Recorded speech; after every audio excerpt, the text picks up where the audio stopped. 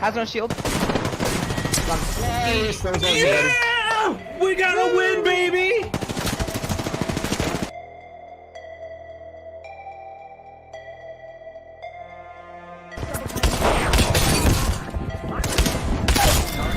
Yeah!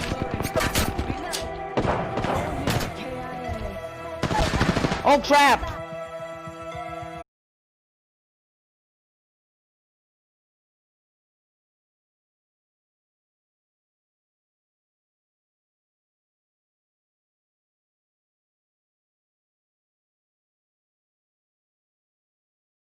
Okay, nice.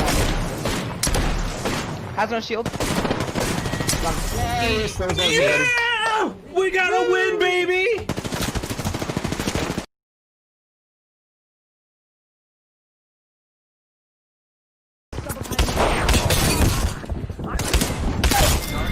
Yeah!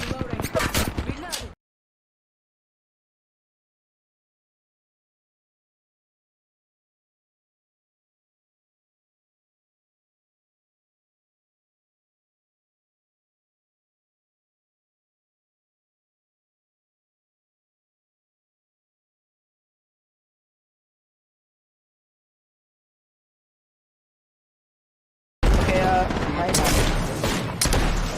Has no shield.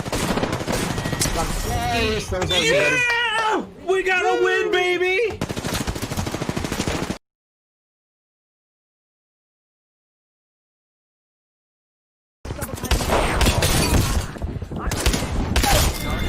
Yeah!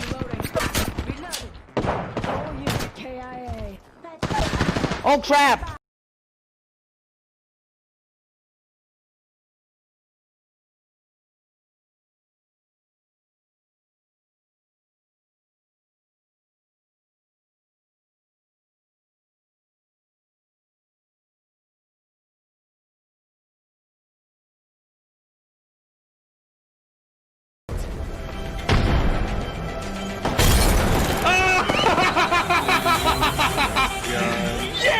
Yes, buddy! Fuck yeah!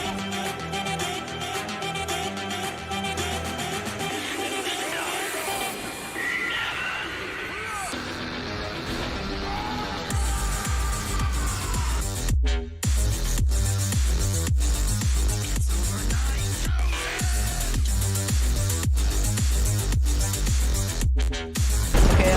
nice.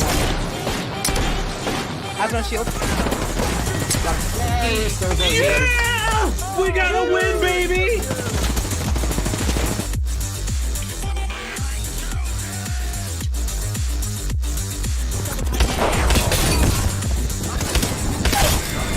Yeah!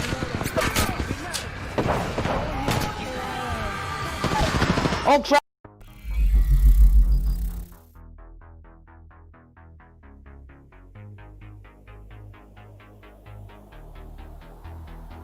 Okay, things work. It works. It's alive.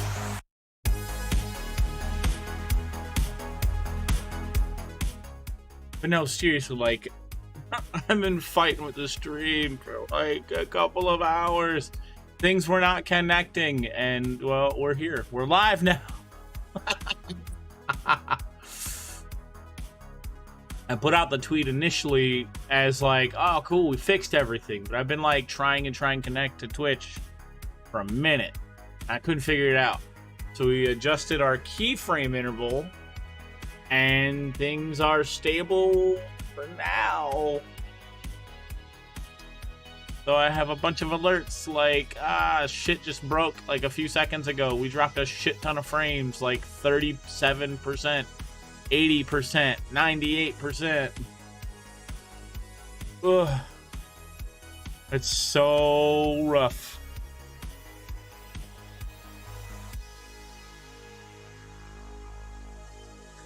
All right, so what are we going to get into, chat? What are we going to get into?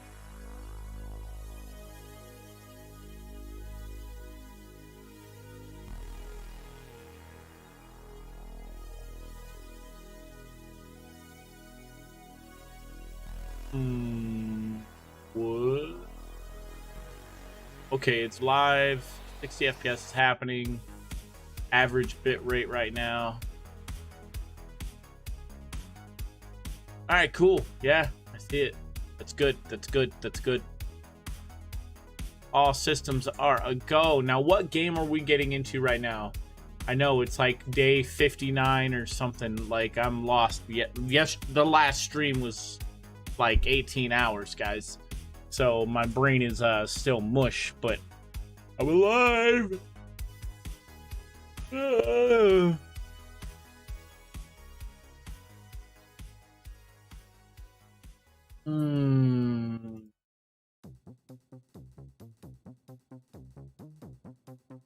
All right, let's see. Let's jump in the Discord. Let's see who's up and awake. Let's see who's live. Oh my goodness.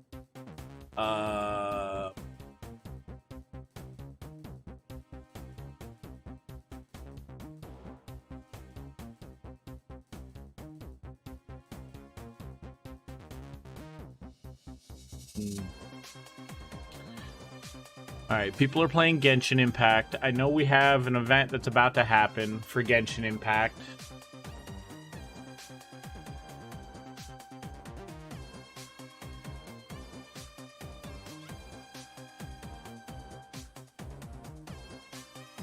Man, people are playing Phasmophobia already.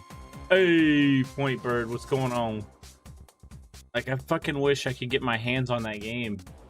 Really do. Is one I really wanted to test, but I don't have access.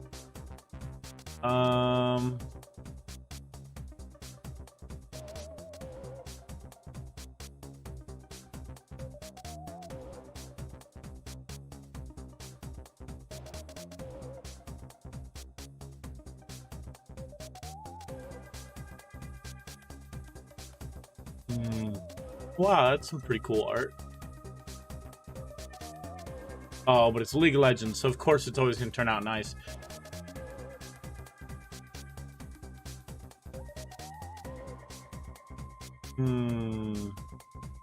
Two streams in one day. I like your hair. Thanks, man. No, I can't use hair care products because of my skin. My scalp gets too dry, and sleep. But no, seriously, I get my hair wet and then I comb it and I brush it back, and then when it dries, it dries. And then I get, like, you know, this nice natural comb back look. It feels good too. I mean, that's the plus. But I didn't shower. Like, I showered at the beginning before, like, yesterday's stream even took off. I showered because I had to move that stuff with Game Mom. And then I came back, and I think that was like 7 hours in. So, like, it was like 25 minutes, something like that. And then I came back, and we got the stream going.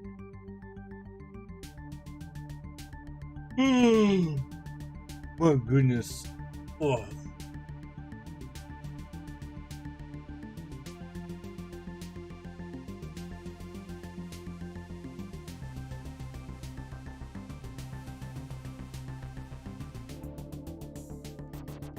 Oh, wait, was it here on this one?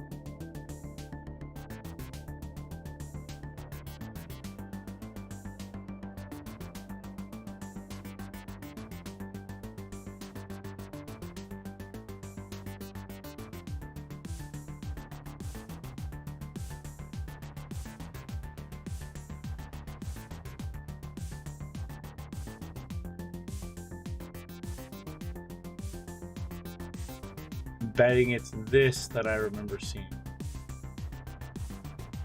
Oh, nope, never mind. That's in Vancouver. Never mind.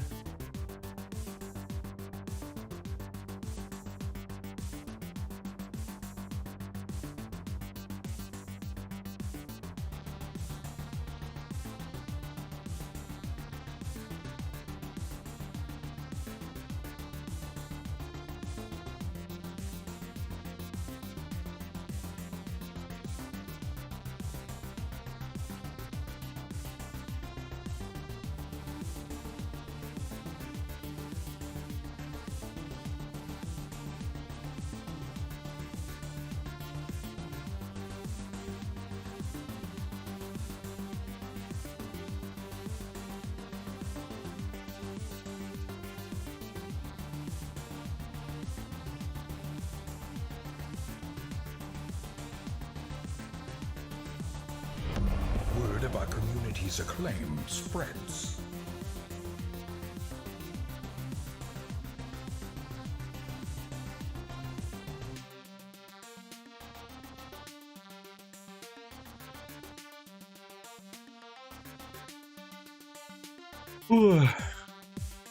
Hey, yo, what up, G fam? Thanks for that host, my man. Thank you, thank you.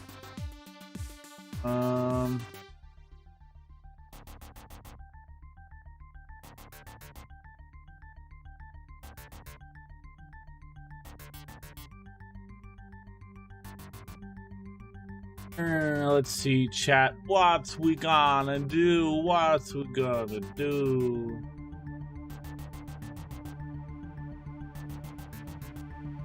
Playing Modern Warfare multiplayer with wife and son, but I'm still here. Nice, nice.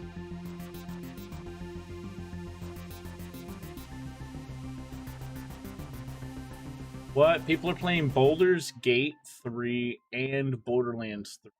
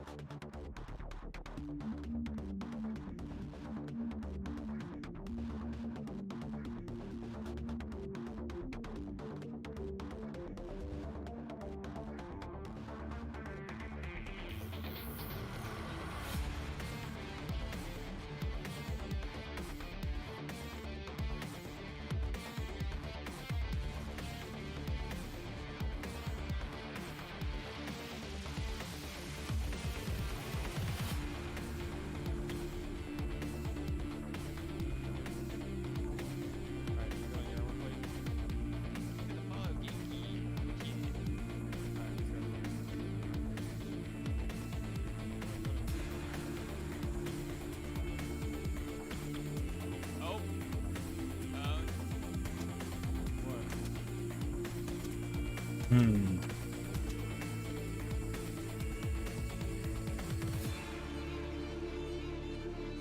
forgot I took off the explosive rounds. I could have taken them both out in like one hit. That sucks. I'm thinking, chat. I'm thinking. What do I want to do? We could start with the spoopy stuffs. We could.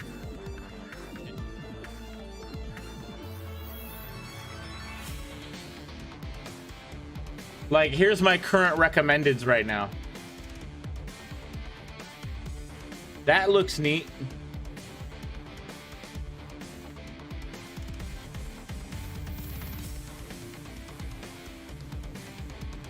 What?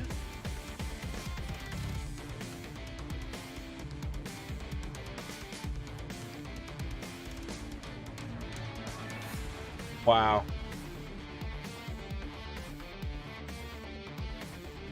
What? Hold on, did y'all see that? Stop motion.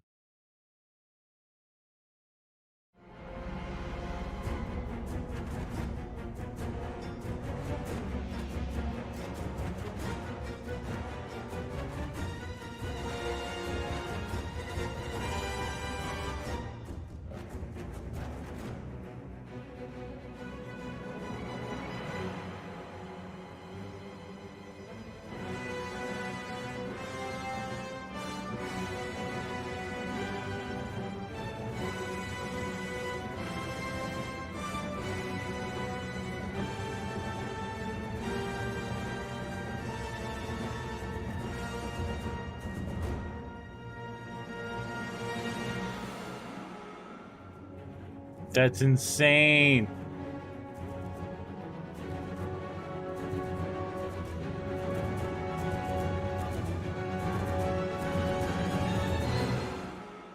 Stop motion is so cool. It's so much work, but dude, it's so cool.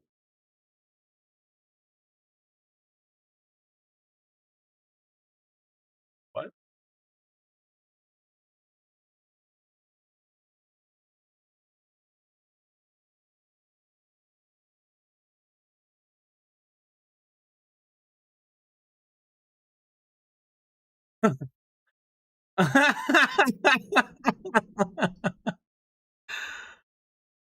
um.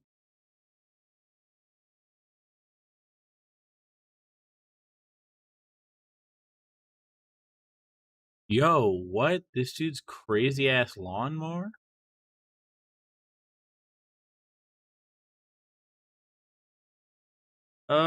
You know what? Let's do a rendition. What's new on the home? Edible water bottle. This man scything his yard. Just saying, that's a lot of grass.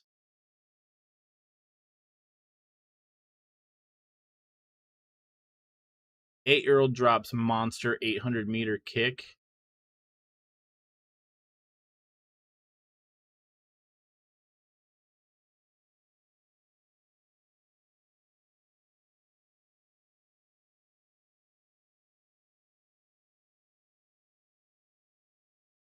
The Impossible Odds compilation. Catching a human with a giant glue trap. Oh, what?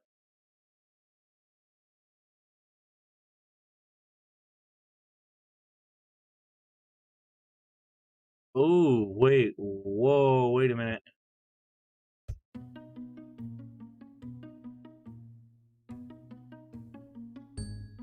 Some creepy art, huh?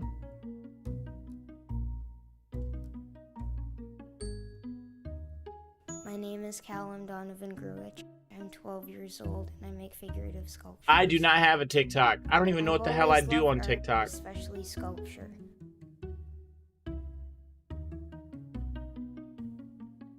I started making things when I was about 2 years old. I made sculptures out of fabric, things like wool. I started experimenting with making my own clay out of toilet paper, drywall compound, mineral oil, and glue, and that worked pretty well.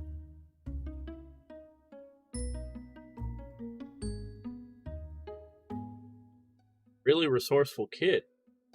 I find it more interesting to put a bunch of different materials together. So I had the idea to make these sculptures out of lots of materials. I had to figure out how to make them because I'd never seen anything like this before. After a while, they evolved into what I make now. Sometimes I just get a picture in my head and then I sculpt it. Often though, I find some piece of metal or something first, and that inspires me. Then the sculpture comes from that. This is a young kid, man. I like to Wow. use a lot of found objects. Whenever I go outside, I'm always scavenging for bits of metal. I'm always looking on the ground for them.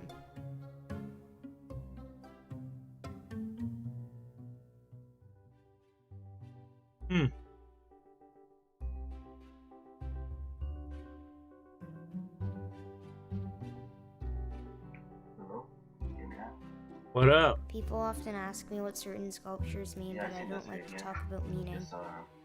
I want people to decide what they think it means instead of me telling Say them. what? Like what he would do in 10 years. I don't know if you ever seen the Incredible Hulk made out of metal. What? No. I've never even seen this. So, I mean, like, let's see. How old is this? This is 3 years ago. What? How come I'm just seeing shit like this now? Granted, my YouTube recommendations is fucked. Like, it's gone. It's over. Let's see how far this one goes. We got another minute left on it. I prefer to express myself through art rather than through speaking. Really? I mean, for a young kid, he's got some really good sculptures, man. Like, he's an oddity for a young I know kid. some people Wow. find my work dark and scary, but I don't at all.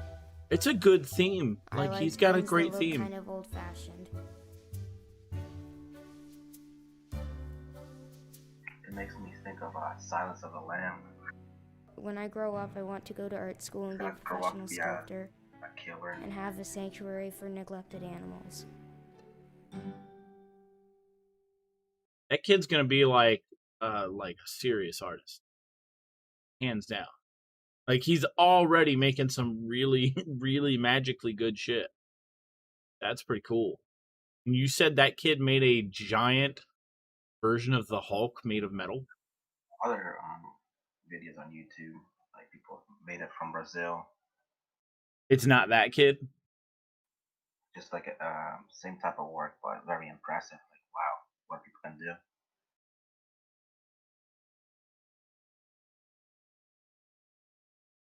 Hulk fist that smashes everything. Fucking ridiculous.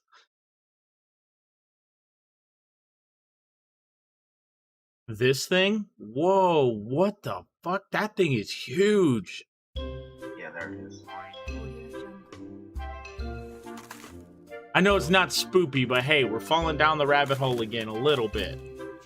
Don't worry, we'll get to scary. That looks insane. Imagine just like pulling up to your house and never seeing that before. And then like you think some dude's at your house. I mean, what would you do if you thought you saw someone this big? Gotta stop drinking. Fuck, man. That's super cool. And look at how crazy that detail is. a Thai scrap metal art company that makes amazing pop culture sculptures from discarded auto parts.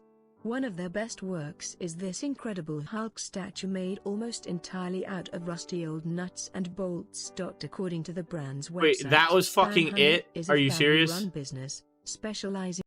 So we get like a few seconds and then robot voice lady talking the whole fucking time.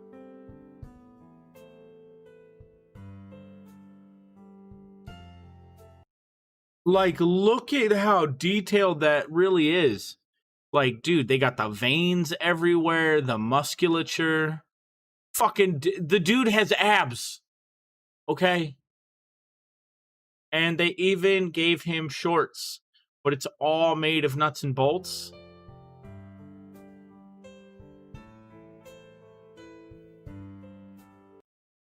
Some big-ass feet, dude. Like, his foot is like both my thighs together. Like, what the fuck? That's insane. That is so crazy detailed. And that motherfucker just sits outside. That'd be the best fake guard ever. It's got to be like, what, 7 feet, 8 feet tall, maybe? Probably 8 feet. That's insane. That's dope. I like it. Van Hunlik is a Thai. Anyway, okay.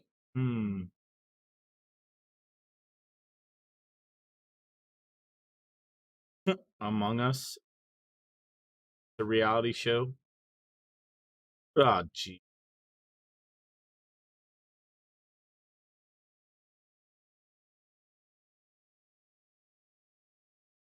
I filled my brother's house with slime and bought him a new one.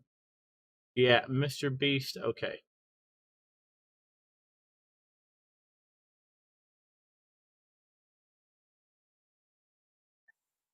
Right from Mr. B. He does too much crazy stuff.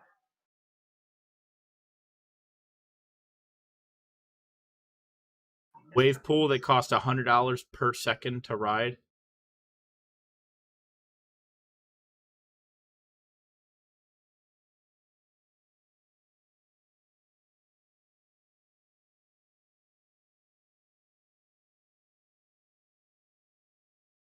All right, let's watch a quick egg time lapse because, you know, it's the internet.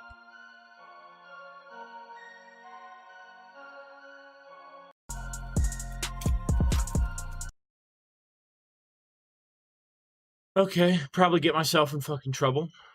Still. Dude, is that a bug?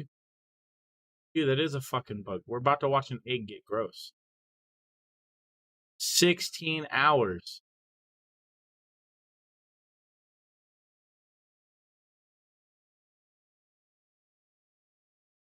$33 hours. Oh, what?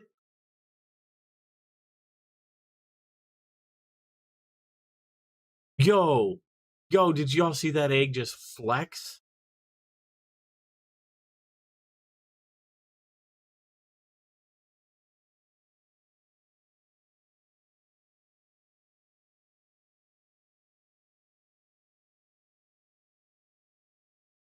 Oh, dude, it was flexing. That's so gross. Now it's dried out. You can tell it dried out.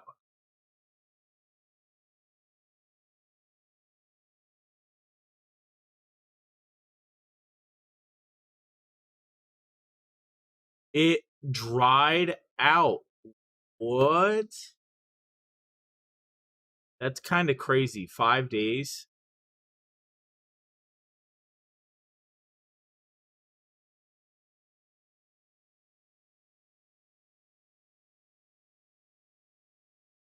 Yeah, and I mean, it's like bacteria and growth, nasty.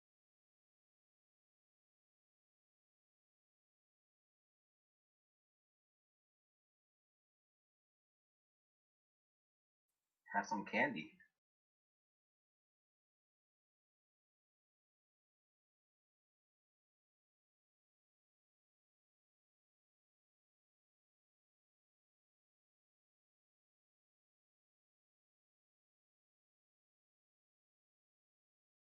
Not gonna lie, in the time lapse, it looks like it was breathing.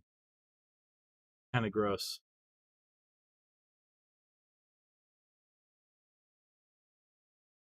Wow, look at that though. It was just in that little space on a plate. And it like solidified to the point that it was almost crystallizing. That's kind of crazy. Eggs kind of like do that. Yeah, but it shouldn't look like it's fucking breathing. Ugh. Not gonna lie, when you saw it like flex, I naturally cringed on the inside. I was a little grossed out. So bad.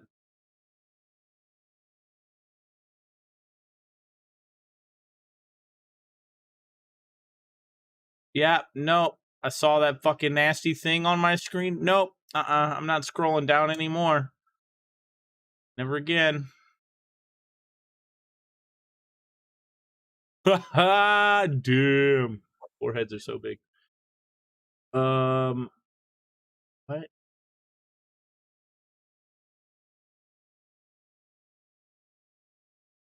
I've always been curious. How are jawbreakers made?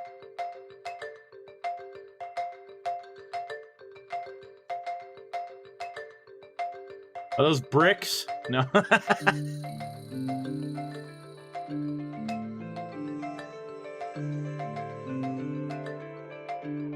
Yo, they're fucking huge. To make their bubblegum centers, a worker blends synthetic rubber with powdered resin, which will dissolve the rubber.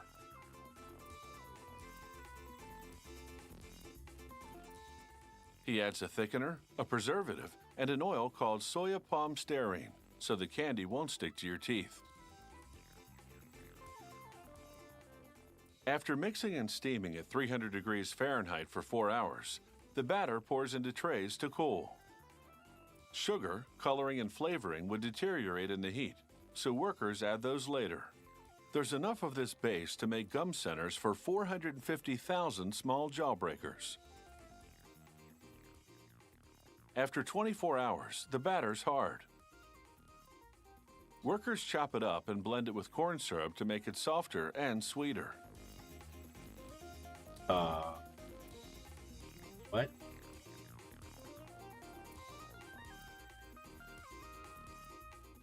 They add just under 100 pounds of finished gum that didn't make it into jawbreakers before because it wasn't the right shape. Okay. Now they add natural and artificial flavors, which can include lemon, orange, strawberry, grape, even tutti frutti. Tutti Frutti is fucking great as a flavor. Then they add icing sugar. It makes the gum smoother to chew than regular sugar would.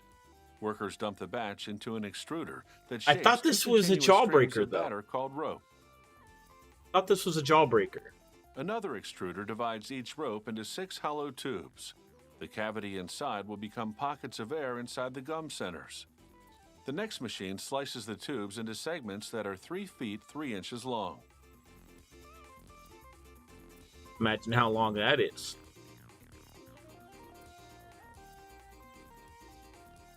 A mechanical arm pushes the segments into the channel of a forming machine. Steel rolls then slice that's through over the half tubes my and shape size. them into balls. The balls range in diameter depending on the size of the jawbreakers being produced. That's pretty cool. Not gonna lie, that's kind of satisfying. The fucking jawbreakers get made, the balls get made. Air blows through perforations in a cooling tunnel to cool and firm the centers. Then they fall into another forming machine which restores their round shape. I don't remember Other jawbreakers being made of have gum. hard candy in the center. The machine that makes them works like the presses drug companies use to make pills. It feeds candy powder into dyes, then applies up to 5 tons of force to compress the powder into a solid candy. Ooh.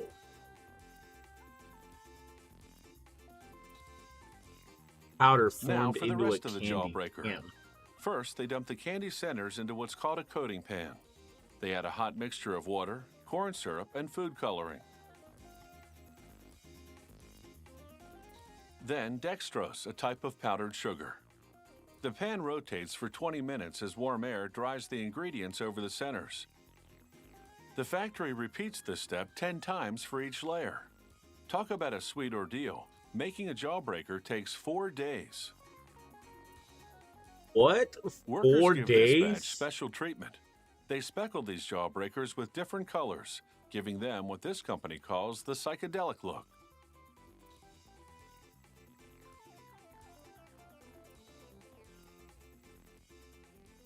After letting the candies dry for 24 hours, a worker adds pinches of powdered carnauba wax. This gives the jawbreakers a shiny finish.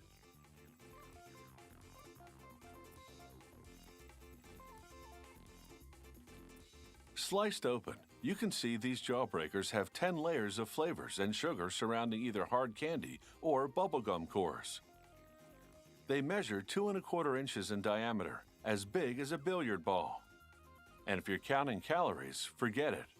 A jawbreaker is 90% sugar.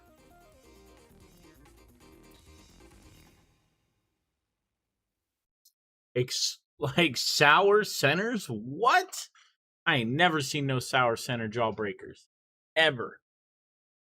It's always been the hard candy ones. And the ones that are like, massive. Like how that movie was made. Jawbreaker. That movie was so messed up. Girls kidnap a friend, shove a jawbreaker in her mouth, and she suffocates. And the jawbreaker's lodged in her throat. That's how she suffocates in the trunk of a car. Crazy.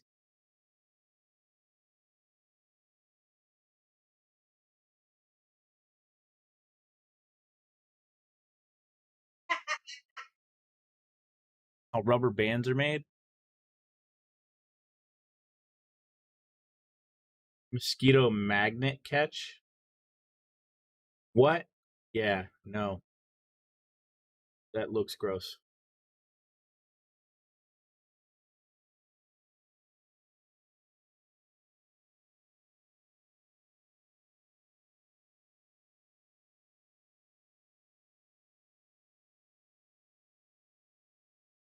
Always Angry flip book.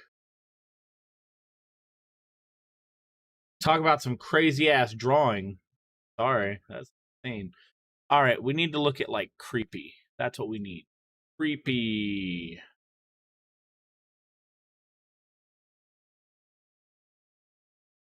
Bow, bow, bow, bow, bow, bow. Stress testing a favorite pen.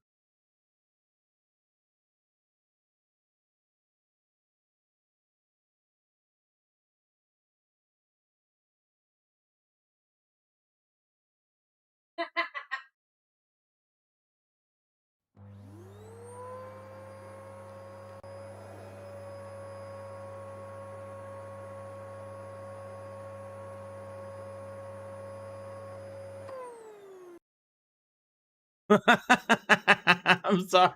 That was funny. Hey, Saya, you want to see the fastest burrito eating ever? Sure. This is Bubba, and this is a bean burrito from Taco Bell. Let's see if Bubba wants a bean burrito. Gonna get it? Gone. Good boy, Bubba. He's like, where to go?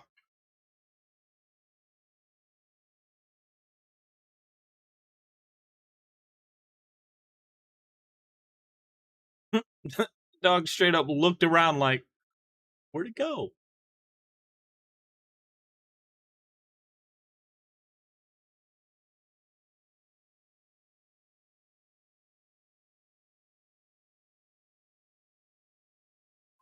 That thing just disappeared. I mean, he dropped it and the dog kind of like breathed and yeah. That's really what happened. That dog breathed. Oh, that's fucking great. Good.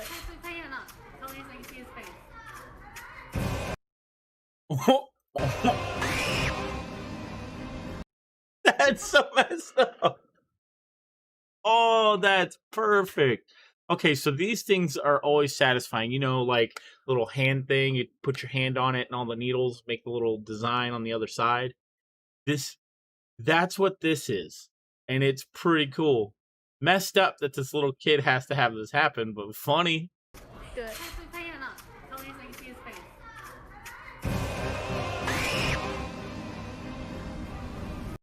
That kid lost it. That's it. He died. What? Is that what it's called? The thing with all the little needles and...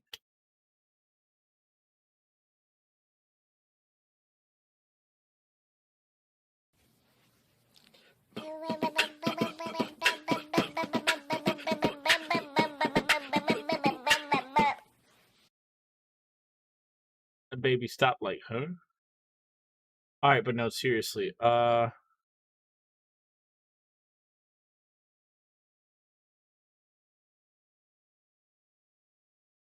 This stuff is always crazy.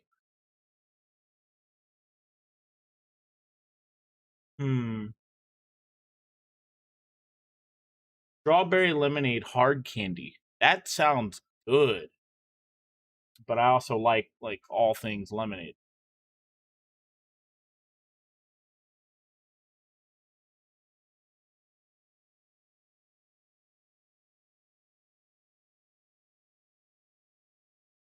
That kid is pissed.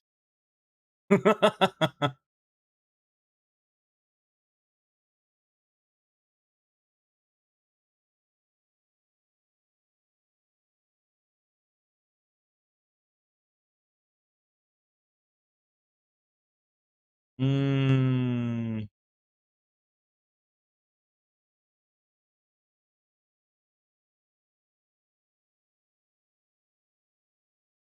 Nah, nah, nope, nope, nope, All right, let's just go to our favorites, our usual suspects. Actually, as of late, Corpse Husband has had some amazing stories. These are always good to listen to. It's a game similar to Mafia. You hear that voice? You hear how deep that voice is?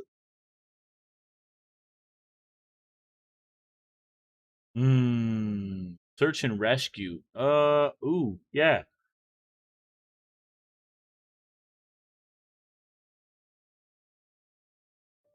Just to state a couple things before this starts, these entries are all written by the same person. There will be a transition on screen between each story. I wasn't sure where else to post these stories, so I figured I'd share them here. I've been a search and rescue officer for a few years. No, we're not going through the 2 hours. I've seen some things that I think you guys will be interested in. I have a pretty good track record for finding missing people. Most of the time, they just wander off the path or slip down a small cliff and they can't find their way back. The majority of them have heard the old "stay where you are" thing and they don't wander off, but I've had 2 cases where that didn't happen. Both bother me a lot, and I use them as motivation to search even harder on the missing persons cases I get called on. The first was a little boy who was out berry picking with his parents. He and his sister were together, and both of them went missing around the same time.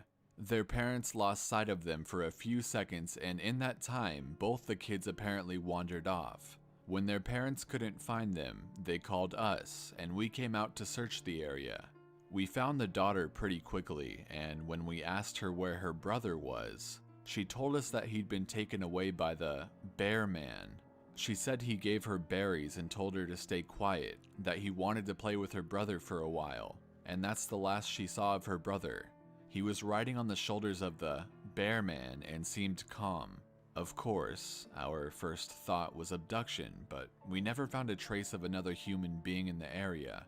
The little girl was also insistent that he wasn't a normal man, but that he was tall and covered in hair like a bear, and that he had a weird face. We searched the area for weeks. It was one of the longest calls I've ever been on, but we never found a single trace of that kid. The other was a young woman who was out hiking with her mom and grandpa. According to the mother, her daughter had climbed up a tree to get a better view of the forest, and she'd never come back down. They waited at the base of the tree for hours, calling her name before they called for help. Again, we searched everywhere, and we never found a trace of her. I have no idea where she could have possibly gone, because neither her mother or grandpa saw her come down. Hey, Saya, what you doing, man? Watching your stream. Hit you up. A few times, I've been out on my own searching with a canine, and they've tried to lead me straight up cliffs. Not hills, not even rock faces.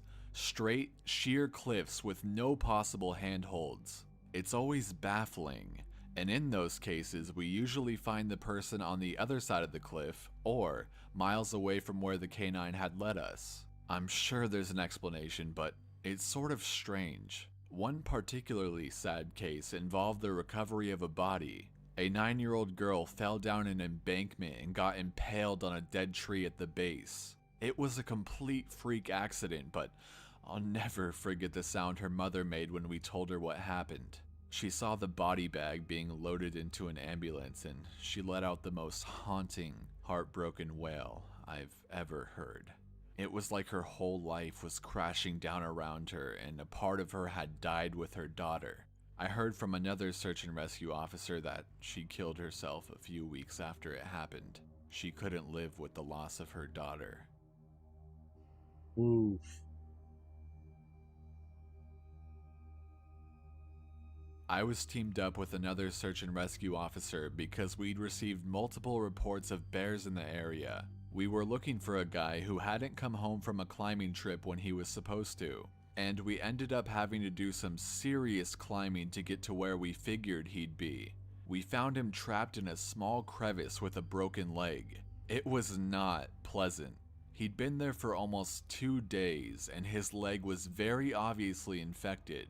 We were able to get him into a chopper, and I heard from one of the EMTs that the guy was absolutely inconsolable. He kept talking about how he'd been doing fine, and when he'd gotten to the top, a man had been there. He said the guy had no climbing equipment, and he was wearing a parka and ski pants. He walked up to the guy, and when the guy turned around, he said he had no face. It was just blank. He freaked out and ended up trying to get off the mountain too fast, which is why he'd fallen. He said he could hear the guy all night climbing down the mountain and letting out the most horrible muffled screams. That story bothered the hell out of me. I'm glad I wasn't there to hear it. Ooh, man. Muffled screaming. Yo, boy. One of the scariest things I've ever had happen to me involved the search for a young woman who'd gotten separated from her hiking group. We were out until late at night because the dogs had picked up her scent. When we found her, she was curled up under a large rotted log. She was missing her shoes and her backpack, and she was clearly in shock. She didn't have any injuries, and we were able to get her to walk with us back to the base.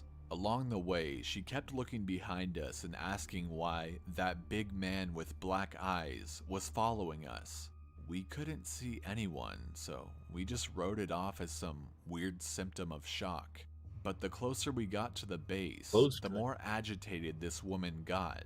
She kept asking me to tell him to stop making faces at her. At one point, she stopped and turned around and started yelling into the forest, saying that she wanted him to leave her alone. She said she wasn't going to go with him, and she wouldn't give us to him.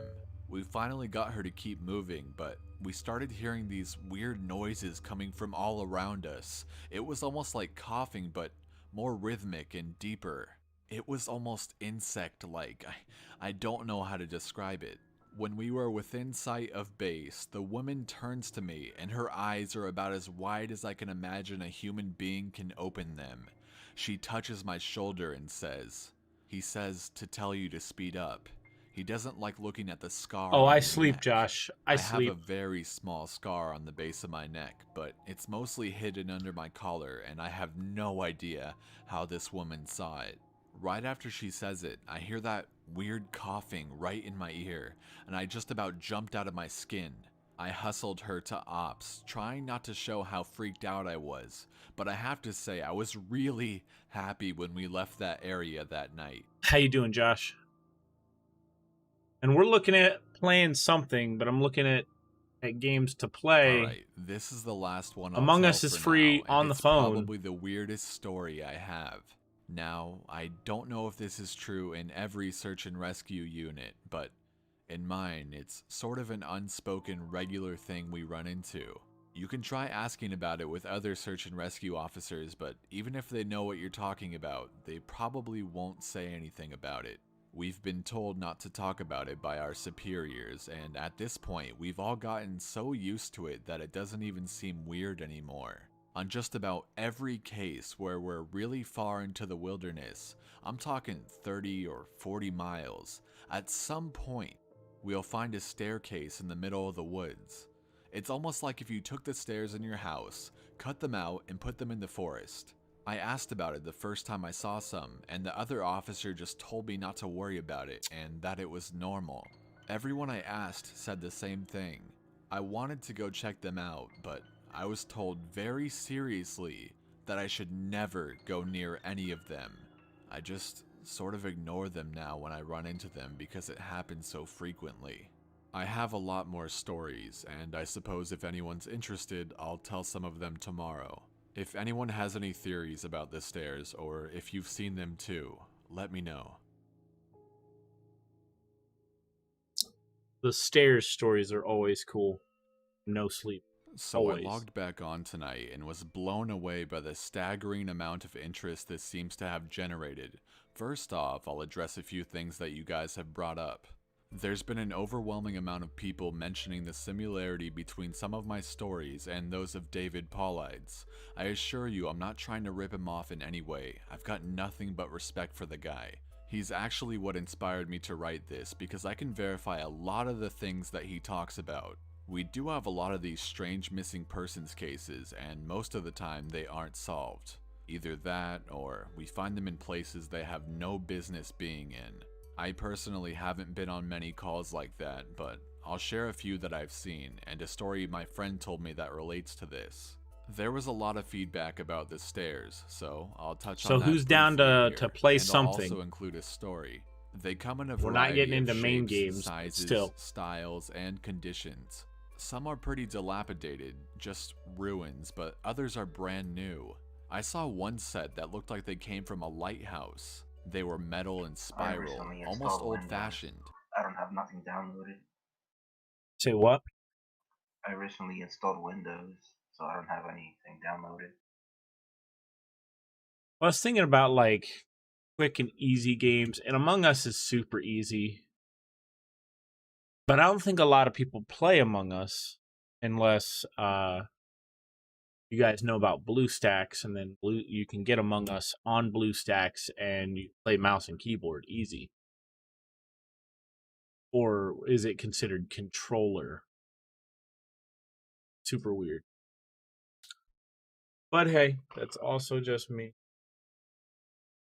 What's BlueStacks? That's the first time BlueStacks I'm is hearing it. cell phone emulator. You just want to update to the newest BlueStacks so it could utilize the best like it technically would be the best hardware. So it's like version 4 or something like that. M and KB. What? I don't know what M and KB is. Oh, mouse and keyboard. Duh. Fuck. You're answering my question. All right, so chat, we do want to get into some games today as well. I mean, worst case scenario, I go back to like Genshin Impact for the event that's about to happen. But I don't want to do that. I want to play something with you guys for the funs, you know? It's Sunday night or early Monday morning, and you know, I think it'd be a little fun. I went to bed late, woke up later. Out the way. Say what? Get your dailies out the way. True, but then I mean, what are we gonna do after that? I haven't played it in like 2 days, to be fair. I did log in today to grab up my Primo Gems for the mail, and I got like 360 Primo Gems.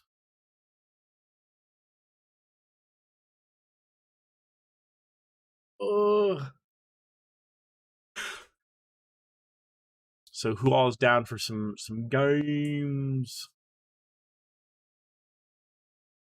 The stairs Let us don't know, go chat, up 'cause infinitely I'm down. or farther than I can see. I'm gonna but grab a drink some and sets are something to munch taller on than though, others. while the Like story I said goes. before, just imagine the stairs in your house as if someone cut and pasted them in the middle of nowhere.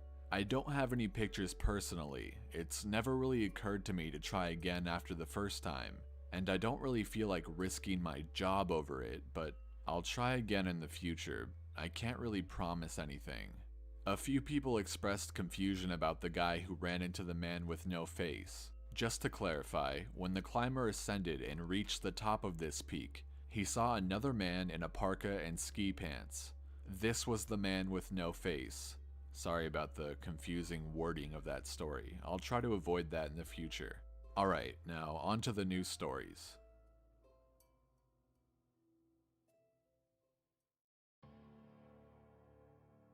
As far as missing persons go, I'd say about half the calls I get are related to that. The others are rescue calls, people who fall down cliffs and hurt themselves, get injured by fire. You wouldn't believe how often this happens, mostly drunk kids. Get bitten or stung by animals or insects. We're a tight team and we have veterans who are excellent at finding signs of lost people. That's what makes these cases where we never find any trace of them so frustrating. One in particular was upsetting for all of us because we did find a trace of them, but it just led to more questions than answers. An older man had been hiking alone on a well-established trail, but his wife called to say that he hadn't come home when he should have. Apparently, he had a history of seizures, and she was worried that he hadn't taken his medication and had suffered one out on the trail. Before you ask, I have no idea why he thought it was okay to go out alone, or why she didn't go with him. I don't ask about that kind of thing because past a certain point, it really doesn't matter. Someone is missing, and it's my job to find them. We went out in our standard search formation, and it wasn't long before one of our vets found signs that the guy had gone off the trail. We grouped up and followed him, spreading out in a fan to make sure we were covering as much ground as possible. Suddenly, a call comes over the radio telling us to all head back to the vet's location and we have to come right away, because this usually means the missing person is injured and we need a full team to help get them to safety. We meet back up and the vet is just standing at the base of the tree with his hands on the side of his head. I ask my buddy what's going on and he points up into the branches of the tree. I almost couldn't believe what I was seeing, but there's a walking stick dangling from a branch at least 30 feet off the ground. The little strap thing on the handle has been looped around the branch and it's just hanging there. There's no way the guy could have tossed it up that far, and we don't see any signs that he's still in the area. We call up into the tree, but it's obvious no one's in it. We're all just sort of left scratching our heads. We keep searching for the guy, but we never find him. We even bring our canines out, but they lose his scent long before the tree. Eventually, the search is called off because there are other calls we have to attend to, and past a certain point, there's not much we can do. The guy's wife called us every day for months, asking if we'd found her husband, and it was heartbreaking to hear her get more and more hopeless each time. I'm not sure why this call in particular was so upsetting, but I think it was just the sheer improbability of it. That, and the questions that were raised. How the hell did this guy's cane end up there? Did someone kill him and toss that up there as some weird trophy? We did our best to find him, but it was almost like a taunt. We still talk about that one from time to time.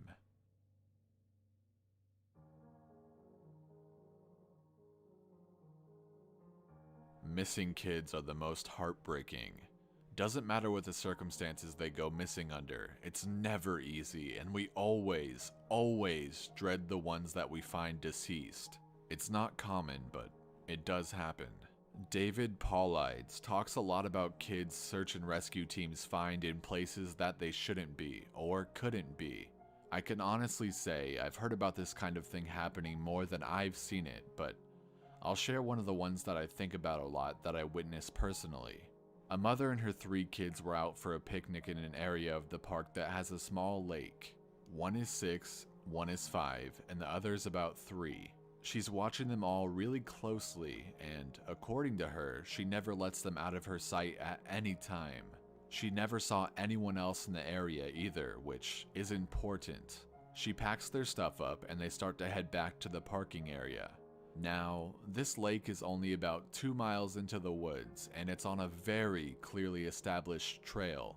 It's almost impossible to get lost from the parking area to it, unless you're deliberately going off the path like an imbecile. Her kids are walking in front of her when she hears what sounds like someone coming up the path behind her. She turns around, and in the 4 or so seconds she's not looking, her 5-year-old son vanishes. She figures he's stepped off the trail to go pee or something, and she asks her 2 other kids where he went. They both tell her that a big man with a scary face came out of the woods next to them, took the kid's hand, and led him into the woods. The 2 remaining kids don't seem upset. In fact, she says later that it seems like they've been drugged. They're sort of spacey and fuzzy. So of course, she freaks out, starts frantically looking around the area for her kid. She's screaming his name, and she says at one point she thinks she heard him answer her. Now, obviously she can't go blindly running into the woods, she's got the other 2 kids, so she calls the police and sends us out immediately. We respond and we start the search for him. Over the course of this search, which spans miles, we never find a single trace of the kid. The canines can't pick up any scent. We don't find any clothing or broken bushes or literally anything that would signify a child being out there. Of course, there's suspicion about the mother for a while, but it's pretty clear that she's completely destroyed by the whole thing. We look for this kid for weeks with a lot of volunteer help, but eventually the search peters out and we had to move on. The volunteers keep searching though, and one day we get a call on the radio letting us know that a body has been found and needs to be recovered. They tell us the location, and none of us can believe it. We figure it has to be a different kid, but we go out there, about 15 miles from the site where he vanished, and sure enough, we find the body of the kid we've been looking for. I have been trying to figure out how this kid got where he did ever since we found him, and I've never come up with an answer. A volunteer just happened to be in the area because he figured he might as well look in places no one else would think to on the off chance the body had been dumped. He comes to the base of a tall, rocky slope, and halfway up, he sees something. He looks through his binoculars, and sure enough, it's the body of a little boy stuffed in a little opening in the rock. He recognizes the color of the kid's shirt, so he knows right away that it's the missing boy. That's when he calls it in and we're dispatched. It took us almost an hour to get his body down, and none of us could believe what we were seeing. Not only was this kid 15 miles from where he'd started, there was no possible way he could have gotten up there on his own. This slope is treacherous, and it's hard for even us to climb on it with our climbing gear. A 5-year-old boy had no way of getting up there, of that I'm certain. Not only that, but the kid doesn't have a scratch on him. His shoes are gone, but his feet aren't damaged or dirty, so it wasn't as if an animal dragged him up there, and from what I can tell, he hasn't been dead that long. He'd been out there over a month by that point, and it looked like he'd only been dead for, at most, a day or two. The whole thing was unbelievably strange and was one of the most disconcerting calls I've ever been on. We found out later that the coroner determined the kid had died from exposure. He'd frozen to death. Probably late at night 2 days before we found him. There were no suspects and no answers. To date, it's one of the weirdest things I've ever seen.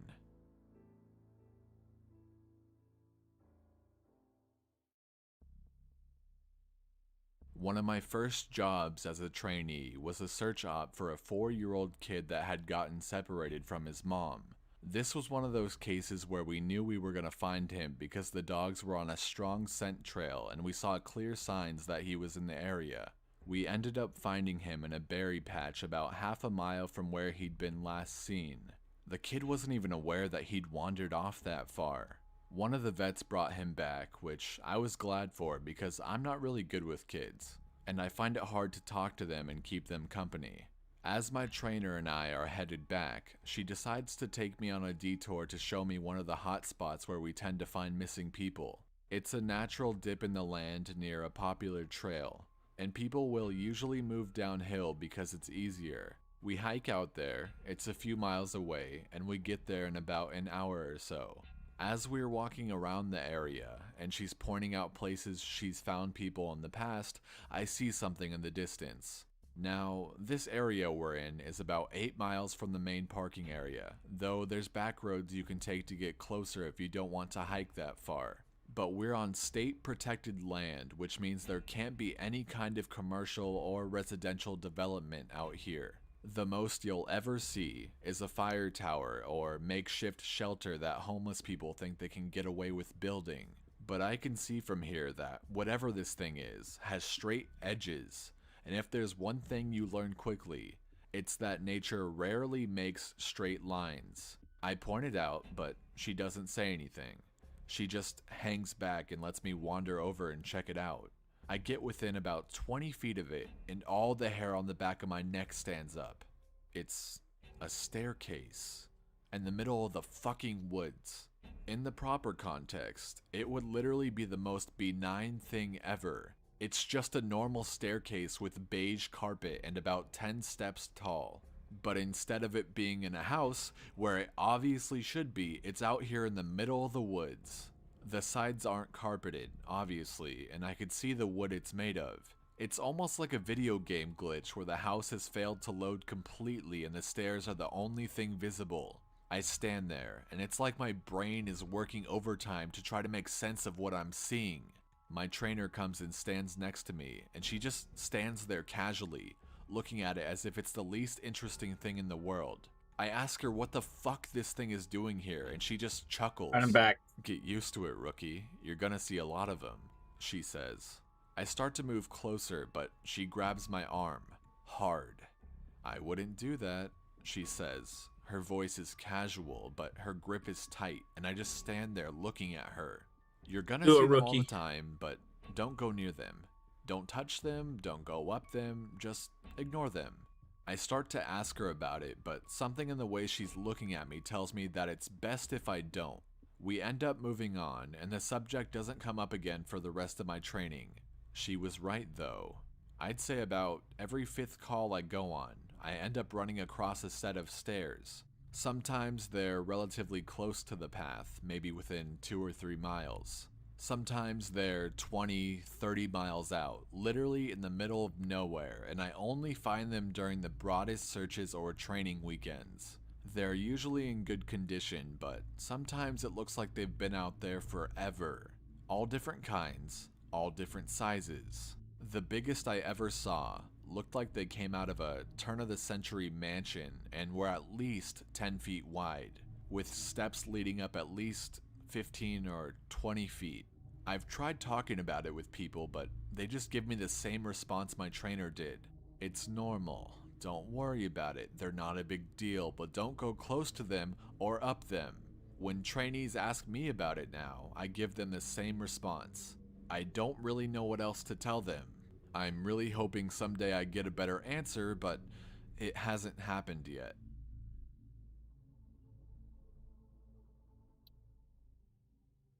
Buddy. This is another one that was less spooky and more sad. A young man went missing late in winter when, realistically, no one should be going that far out onto the trails. We close a lot of them, but some remain open year-round unless there's a shitload of snow. We didn't opt for him, but we had about 6 feet of snow on the ground. It was an unusually heavy snow year, and we knew it wasn't likely that we'd find him until spring when the thaw came. Sure enough, when the first big thaw came, a hiker reported a body a little ways off the main trail. We found him at the base of a tree and a pile of melted snow. I knew right away what had happened, and it scared the living shit out of me. Most of you who ski or snowboard or spend any amount of time on a mountain will probably have staircases to fuck with people. When snow falls, it doesn't collect as thick in the areas beneath the branches. Yo, MCLX Vin, what's up? Because they have a sort of closed umbrella shape. So what you end up with is a space around the base of a tree that's filled with a mixture of loose, powdery snow, air, and branches. They're called tree wells, and they're not immediately obvious if you don't know what you're looking for. We put up signs in the Welcome Center, big ones, letting people know how dangerous they are. But every year that we get an unusual amount of snow, at least one person doesn't read them, or doesn't take the warning seriously, and we find out about it in the spring. My best guess is that this young man was hiking and got tired, or maybe a cramp from walking in the deep snow. He went to go sit at the base of a tree, not knowing that there was a tree well, and fell in. He got stuck with his feet up, and the surrounding snow caved in around him. Unable to free himself, he suffocated. It's called snow immersion suffocation, and it doesn't usually happen except in really deep snow. But if you get stuck in a weird position, like this guy did, and just made by old stoners, can be lethal. What scared me the most was imagining how he must have struggled. Upside down, in the freezing cold, he didn't die quickly. The snow would have formed a dense, heavy pile on top of him, and it would have been literally impossible to get out. As it got harder to breathe, he would have known what was happening. I can't even imagine what he was thinking in his last moments. A lot of my less outdoorsy friends want to know if I've ever seen the goat man while I've been out on calls. Unfortunately, my food's done. Or I guess, fortunately, I've never had anything quite like that happen. I guess the closest was the whole black-eyed man thing, but I didn't see anything. However, there was one call where I had something kind of similar happen, but I'm not sure I'm willing to chalk it up to the goat man. We'd gotten a report that an older woman had fainted along one of the trails and needed assistance getting back down to the main area. We hike up to where she's at, and her husband is just beside himself. He runs, well, I guess more jogs to us, and tells us that he was a little ways off the trail looking at something when his wife starts screaming behind him. He runs back to her, and she's passed out on the trail. We get her on the backboard, and as we're getting her down to the Welcome Center, she comes to and starts screaming again. I calm her down and ask what happened. I can't remember verbatim what she said, but essentially, what happened was, she had been waiting for her husband when she started hearing this really weird sound. She said it sounded sort of like a cat, but it was off somehow, and she couldn't quite figure out why. She went a little ahead to try and hear it better, and it sounded like it was coming closer. She said the closer it got, the more uneasy she was until she finally figured out what was wrong. I do remember this next part because it was so weird that I don't think I could ever forget it if I tried. It wasn't a cat. It was a man saying the word meow over and over, but it wasn't a man. It couldn't have been, because I've never heard a man make his voice buzz like that. I thought my hearing aid was going out, but it wasn't. I adjusted it and it still sounded all buzzy. It was awful. He was coming closer, but I couldn't see him. And the closer he got, the more scared I was. And the last thing I remember was a shape coming out of the trees. I guess that's when I fainted. Now, after she said this, obviously I'm a little perplexed as to why a guy would be out in the fucking woods chanting meow at people. So once we get down the mountain, I tell my superior that I'm going to go search the area to see if I can find anything. He gives me the go-ahead and I grab a radio and hike back to where she fainted. I don't see anyone, so I keep going out about a mile more. And when I head back, I go off the trail to see if I can figure out where Beans she and saw rice, him chat. coming from. It's almost sunset by this point, and I don't have any desire to be out at night alone. So I just sort of write it off and make a mental note to check it out again tomorrow. But as I'm headed back, I start to hear something in the distance.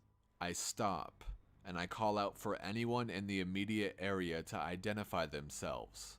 The sound didn't come closer or get louder, but it sounded exactly like a man saying meow in this really odd monotone. As comical as it may sound, it was almost like that guy on South Park with the electrolarynx, Ned. I go off the trail in the direction I think it's coming from, but I never seem to get closer.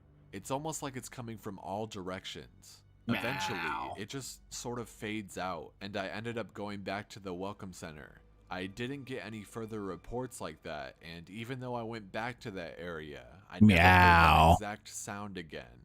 I suppose it could have been some stupid kid out there fucking with people, but even I have to admit, it was weird. Since it seems like all of you would like to hear more, tomorrow I'll write as much stories as I can, and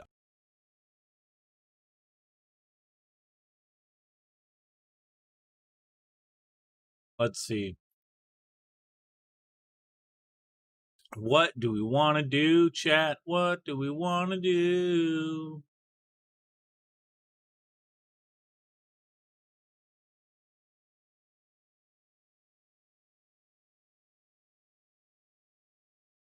I'm literally looking at my Steam games list.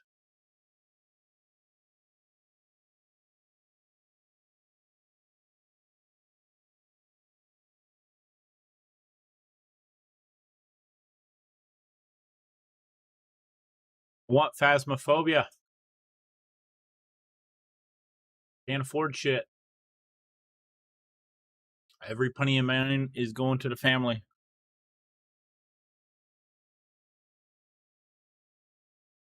Phasmophobia, I think, would be dope, though. Funny, I put in for keys, and immediately it disappeared. So,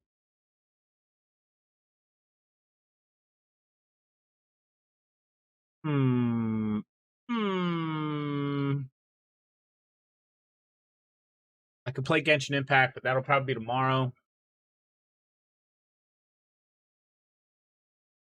After I run errands and shit.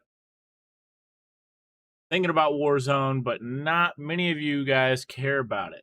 That's kind of what I'm looking at. Like, no one cares in the community. So if we were to play Warzone, who would want to play? That's the other question. Who would want to?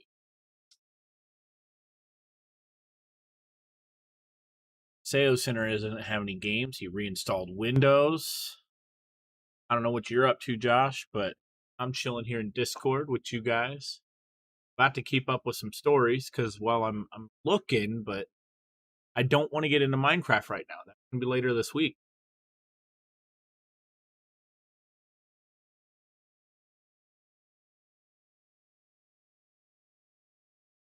And if we get into Minecraft, I'm going to be getting into 2B2T, and that's like a 2-hour wait in the queue. because I don't pay for priority access.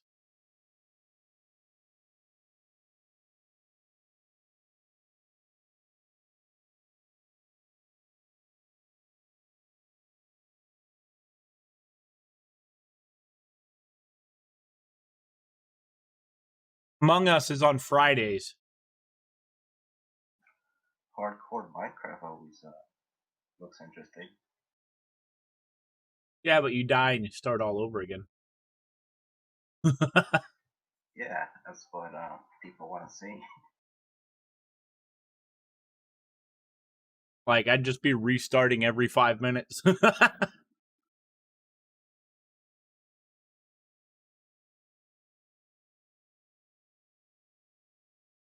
Let's see.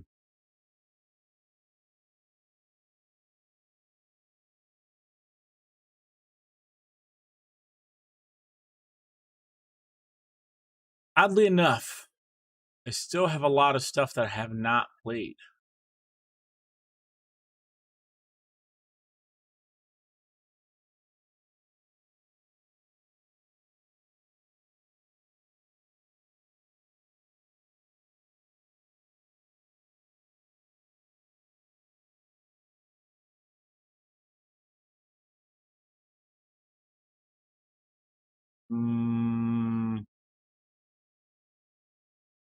What is 2B2T?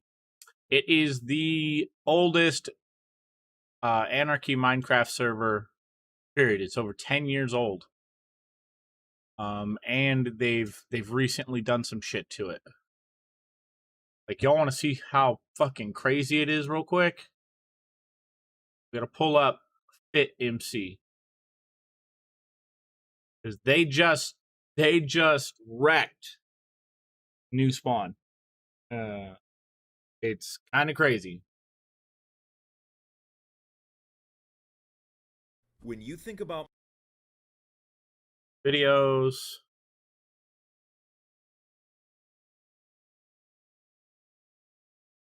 yeah, 2B2T spawn has been flooded. This just happened. 1 month ago, this is what Spawn looked like on the oldest Anarchy server in Minecraft. Now, what is the IP? Looks like 2B2T. It's become a giant ocean .org. from bedrock to build limit. After 1 month of players from different time zones working around the clock, placing 250 million water source blocks, removing lava casts, and fighting off griefers, the Spawn Ocean has finally been completed. It is perhaps the most ambitious project to renovate 0-0 in the server's decade-long history. So you're probably wondering, why? Why would people dedicate so much time to turning an apocalyptic wasteland into one big ocean? Well, the reason is insane. Today we'll be discussing how 2B2T's Spawn Ocean was created, the challenges that had to be overcome. I was in this ocean shocking discoveries as it was being made, and how this might just be the start of something even larger. No wasting time today. Let's get started. It all began back in summertime. A group called the Infinity Incursion, or II, had just completed another one of their major spawn projects, the Lava Wall. After its completion, the group's leader, Baki, began wondering what their next project should be. It had to be big, and it had to be something that had never been done before. They had covered Spawn in darkness due to their obsidian sky, and their lava wall was already making it harder for new players to escape. What else could be done to make the region even more chaotic? The answer was to flood it entirely with a 1,000 by 1,000 cube of water going from bedrock all the way up to build limit. This would make spawn escapes even more tedious than they already were. But to make something this gigantic, a few roadblocks had to be overcome. First, they had to recruit enough players to make completion of it possible. Then, all the lava casts and floating blocks at spawn would need to be completely removed, which itself had never been done before. This included removing one of the largest lava casts on the entire server, block for block. Then, they would have to create 250 million water source blocks to make sure it would be impossible to fully grief. A smaller water cube at spawn already existed, but it was poorly made and consisted of flowing water rather than source blocks. This smaller cube would need to be fixed in order for the rest of the project to succeed. On top of all of that, they would have to be working around the clock for the better part of an entire month in the most dangerous region of the server just to see it completed. On paper, it was a monumental task, but in Baki's eyes, it was all the more reason to do it. And so, the project began. 2B2T player Redstoner was the mastermind behind how the ocean was going to be created. The 1,000 by 1,000 area would be split into different sections, where all lava casts and floating blocks would be removed first, and then the water would be brought in. For water source blocks to be created, ice was manually broken by hand, but this was a long, tedious process. The project in the II Discord was labeled Operation Nether 2012 to throw off potential griefers looking to ruin the project. Construction of the cube began on September 4th. The first sections would be the most important as they would be the easiest to grief. With blowing up lava casts, mining blocks in the way, and clearing everything out to make room for the water, things started off slow, but steady progress was being made. As progress was made towards the center, the original water cube had to be repaired. 2B2T player Iron Exception had previously made a module used to visually separate water source blocks from flowing water, so the incursion ended up using it to repair the original water cube and allow it to be combined with the new one. In the process of destroying some of the major lava casts, the II made an amazing discovery. Underneath one of the casts were pieces of floating bedrock that had been placed there illegally long ago. This discovery motivated the group to continue working even harder. What else might be hiding in 2B2T's concrete jungle? Yeah, I As play word on of the Hypixel. project started to spread, griefers would try to attack the builders. Baki would often log in so that they would only focus their attacks on him. This allowed the others to continue working uninterrupted. Redstoner charted their progress each day. He knew that if the different sections could be brought together, it would speed up completion of the cube. A lot of blocks were still in the way, so the II forced new players to mine them with the promise of giving them enchanted items if they did it long enough. Sounds familiar, doesn't it? This way, the incursion members could focus on the water, which was far more important. As the days of September went by, more and more of the ocean was completed as work was done around the clock. The incursion was more motivated than ever, and progress was coming along more quickly. You know how many than players had to have come together for this? Griefers gave up on trying to remove it. It became far too large for them to harm in any real capacity. So that brings us to right now. The spawn ocean is about 1 day away from completion, so Baki has invited us to take a tour of this impressive public works project, and perhaps he'll tell us more. They've got a about why registered this over monstrosity 500,000. was made in the first place. Apparently, it can only be truly appreciated by seeing it with our own eyes. We better bring a towel. Here we are at 2B2T spawn. Now, I'm on an alt account, so hopefully no one's going to give us any trouble today, but we're a few hundred blocks away from the spawn ocean. I'm curious to see what this is like in person. If you're enjoying all of this insanity so far today, have you considered hitting that subscribe button? I mean, the majority of my viewers aren't actually subscribed, but hey, no pressure. Alright, we're getting really close now. We have just reached the very edge of the spawn ocean. Look at this thing. Now, in person, yeah, to have to swim through all this is going to be a chore, so I'm definitely going to gapple up in case we run out of oxygen. Wow, this is insanity. I have not seen the spawn like this ever in my 7 years of playing 2B2T. This blows my mind. I haven't seen a single person yet, and that is highly unusual for spawn. This might be the safest it's been since 2016. That's crazy. Baki is going to meet us here in a few minutes, but in the meantime, we might as well examine this artwork here. Random block placement, or work of art, I'll let you be the judge, but it's crazy. So this actually shows you that the obsidian sky is still around while the ocean is underneath. There's the mastermind. Baki told me on Discord that he's going to be leading me away from a section of the ocean that's still being worked on by the incursion. So if I'm not allowed to see it yet, they want me to be surprised by something, so it must be good. But I mean, just look at this. We would run out of air before we even hit the bottom. The gapples are keeping us alive right now, but if you were a new player trying to swim down here, you would drown easily. So the ocean is doing its part to kill new players, I guess, because I haven't seen a single one. Alright, if he's leading me to the corner, it must be good, whatever they're working on. But, you know, I've been thinking about this. The obsidian sky, the lava wall, and now the spawn ocean.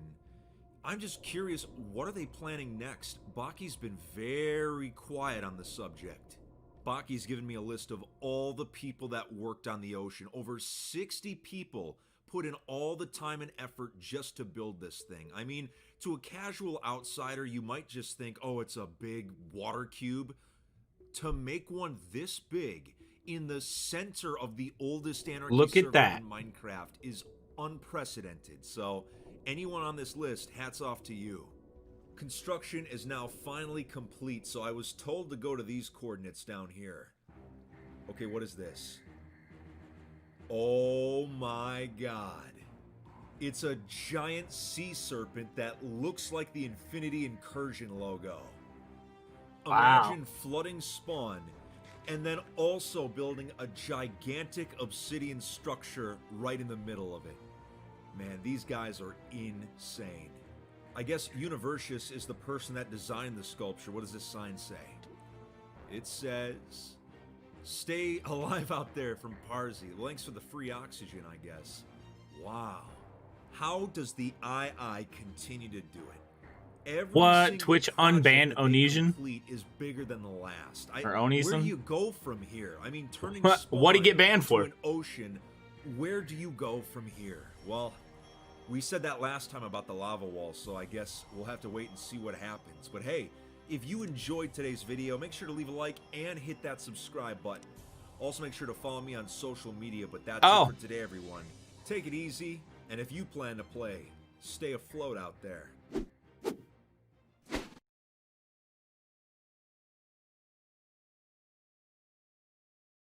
He actually has a video of that, what the original spawn looked like. Chris Hansen came for that ass. That ass.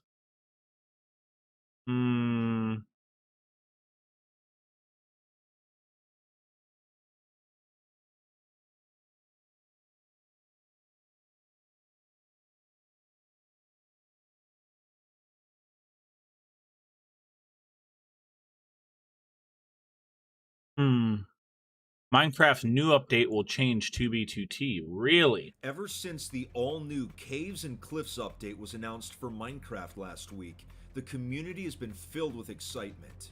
Since a cave update of some kind has been requested for a while, Mojang is definitely listening to what the people want. But as soon as these features were revealed, I started getting messages asking how this new update would affect the oldest Anarchy server in Minecraft, as well as other Anarchy servers. Even though 2B2T is still on version 1.12, Java performance may eventually improve, which would allow for the server to jump update, skipping multiple versions. Because this is still a possibility, I like to speculate on how these new updates would change 2B2T, and the Caves and Cliffs update is no different. There are definitely some changes that could turn the server upside down. What up, Shovel? How's it going, man? Every single new feature in the update to see how they will affect the meta of Anarchy servers, and also be giving my opinion on them. You might be surprised, as even some of the more useless features could have drastically different impacts in the Anarchy environment, especially when hacks are being used.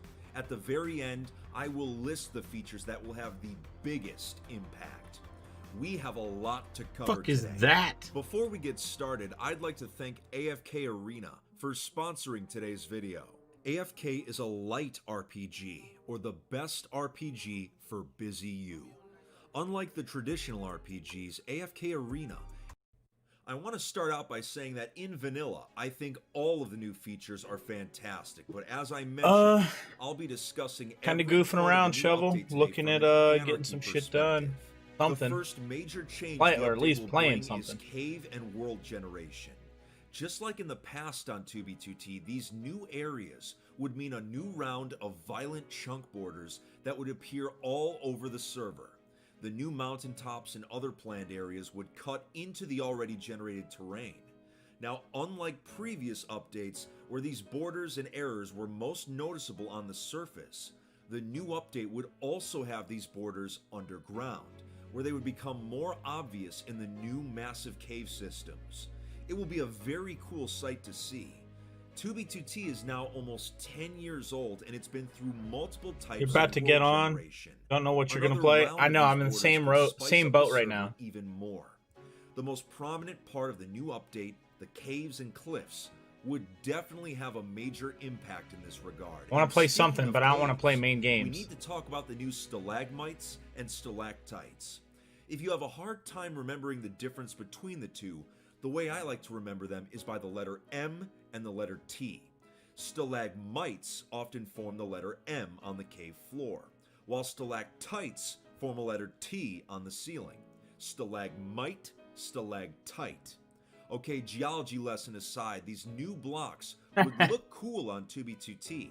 If they can be removed with Silk Touch and can grow, I can see them being hung from the obsidian sky at spawn, similar to how vines would often grow towards the ground in the old days. Having these on the floor could make for some very interesting traps, but overall, while they're very cool looking, I don't see them having a big impact on Anarchy servers other than looks. But something that will have a big impact, bundles.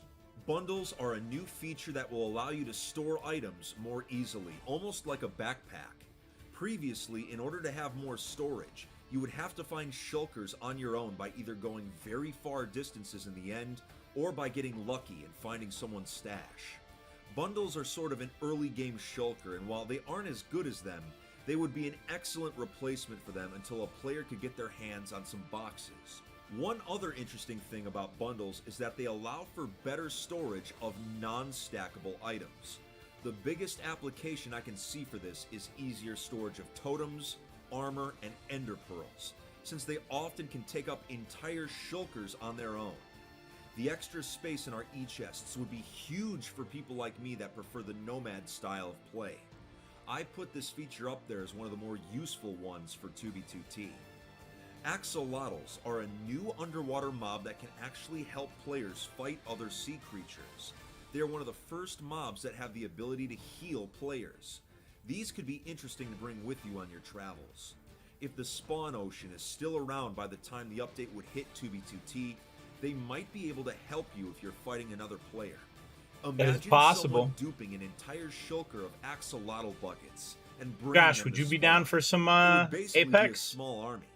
While I see these new creatures as a fun addition, I don't see them being that useful on Anarchy servers and would basically be a novelty.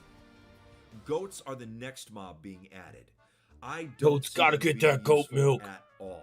I'm They asleep. might be used in mob farms or for even getting yourself launched into the air for an elytra glide, but other than that, I don't see them having an impact on Anarchy servers, which is not a bad thing. Not every feature in Minecraft needs to be useful, but the next feature absolutely will be, for both good and bad. The fact that wireless redstone is now a possibility. You got work in 5 means hours? that Gotcha. many new varieties of contraptions can be created.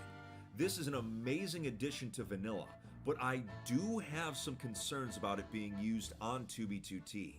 While your typical Minecraft player may think about automated farms, elevators, and other redstone machines using the new mechanics, what I'm worried about is how they may be used for things such as lag machines and exploits such as bedrock removal or even duplication glitches.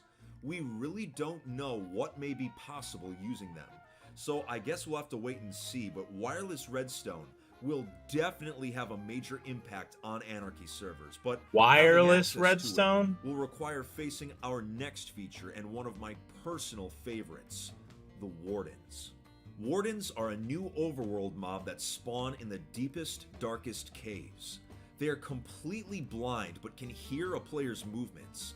They are incredibly strong, being potentially the deadliest mob in the overworld. Now, if a player is using a kill aura hack, these mobs should be simple to take down, but if there are multiple wardens, or the server hits a lag spike, there's a good chance they could pop several totems or even kill you. Considering in the demo the warden does 6 hearts of damage through netherite armor, it's going to be deadly. I also noticed that the creature is capable of through reducing netherite. actual Damn. light levels, which is something I've never seen a mob do. Since most hack clients have the Fulbright feature, the darkness can likely be circumvented. These new wardens may be one of the few mobs to actually be a challenge on Anarchy servers, even to players using hacks. I see them having a major impact. Archaeology is actually a collection of new features that are meant to give Minecraft worlds a greater sense of immersion. Players can use brushes to look through old blocks to find artifacts, and can then put those artifacts onto clay pots and fire them up. While it's a cool vanilla feature, on 2b2t I only see this being used as a way to gather quick resources or for builders to create pottery for their builds. To a typical Anarchy player, this likely won't be used very much, but as we learn more about archaeology, its usefulness may change. Crystals are a new block that will generate inside geodes found underground. They make a cool, almost wind chime sound when you get close. The only problem is that they cannot be silk touched, so placing them around builds won't be possible, except maybe if you move them with pistons. But crystals will be used to craft another brand new item, the telescope. In vanilla, I can see this being a fun item, but on Anarchy servers, it'll be completely useless since many clients already have a zoom feature. However, the telescope is the first item on this list today to have what I call meme potential. And what I mean by that is chances are that when you are using the telescope, your character will likely be put into some sort of viewing animation. This could be used in hilarious ways on the server to create funny moments, such as having your basemate stare at a funny map art, or even using the zoom to focus on something ridiculous. So from a practical standpoint, it's useless, but I can see it being used in many humorous ways. Right. Now, I can't believe I've made it this far into the video without discussing the Ranker brand new pit for the ore, warden. Copper. Copper as an ore can be used to create copper blocks, which will actually start to oxidize and turn green after a while. For vanilla, this is a neat feature, but on 2b... Huh? You haven't seen much about the Minecraft update, have you? No, I've not been like keeping up with it for 2 weeks now. Like I kind of just dropped the ball on Minecraft for 2 weeks because I was playing Genshin Impact and Among Us. Yeah, okay, so it's really crazy. It actually looks fucking dope. Like this stuff looks cool. Like these new changes. Fucking dope. And if they really do affect 2, like I can't wait till there's something that 2B2T can handle, because when it happens, it's going to completely revolutionize the server for at least a little while, because there's going to be tons of new shit. Yeah. It's 2B2T will be actively like you'll probably be waiting half a day, regardless if you pay for priority or not, to get on that server. B2T, considering that almost everything's old, I don't see people caring about this much. But one part of copper that will be useful is to create lightning rods. Lightning has been re-enabled on 2B for quite some time now. Creating lightning rods with the copper. Builders have been forced to cover their creations with glass ceilings at build limit to prevent lightning strikes from burning down their builds. The lightning rod would completely remove this annoying task, and also make obtaining mob heads from charged... Whoa, wait a minute.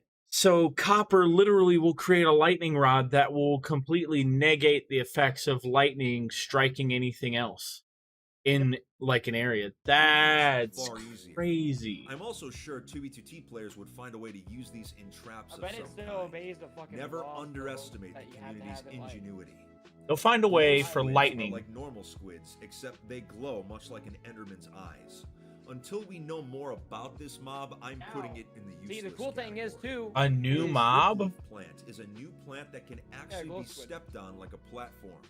Like many of the new blocks I mentioned earlier, while it looks cool, You're gonna be I able don't to see it fucking do, changing like, Anarchy servers. so many cool redstone Glowberries will be a new light source that can be grown. Yeah, that But wireless since many Anarchy players use looks Fulbright, crazy. once again, I don't see No, it I mean, being like, useful. using lightning The rod spore and blossom is a fucking, new flower that emits redstone, particles. that'd be kinda cool. Where Much you- like you, how like, you fireworks can are do often something used on funny, like, where Anarchy your servers to power cause flickers FPS whenever it lag to strikes. even the strongest gaming PCs. Possible. I can see spore blossoms Oh, you being could, used it's in just, great you numbers put to a try and sensor achieve underneath the it, same like thing. block update. Last but not least, it's likely that this is the update that will contain the new combat changes to Minecraft that Jeb has been working on for some time now.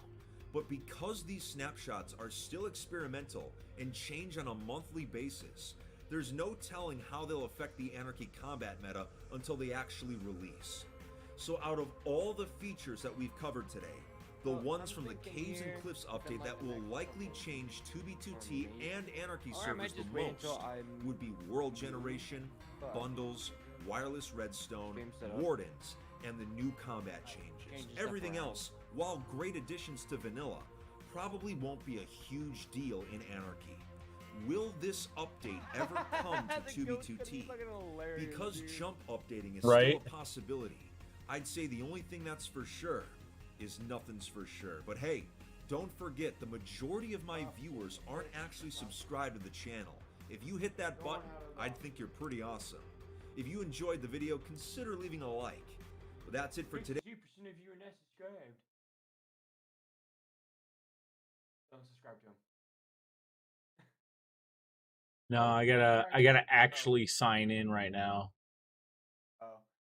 I thought you were about to subscribe to him. I was like, no, don't fall petty to his tricks.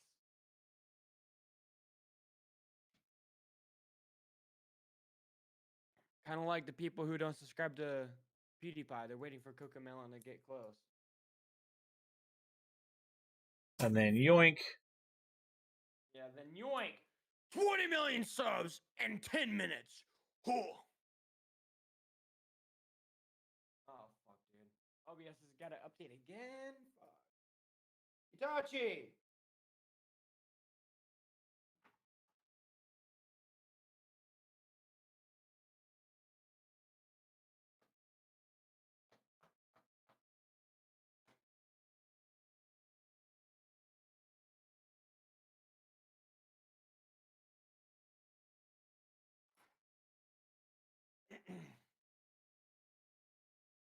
Oh, I should check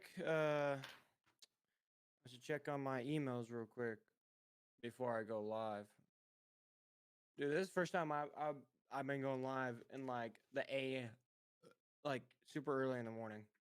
Okay, so maybe my recommends weren't ruined today, but apparently I wasn't logged into my YouTube account. I forgot that I got logged out of everything, and we've not been in our YouTube account, our main one, for like 2 days now. For years. Nah, for 2 days. Yesterday's stream felt like years. Oh no, we must have just logged out. Okay, because there is a lifespan of your login if you're not saving your passwords to your computer. Oh, dude, this is fucked. Oh, God. If somebody ever hacked my fucking Gmail, dude. Oh, God. For some reason, my Twitter DMs are going through Gmail and showing what people say to me. Oh, that's good. No, it's not.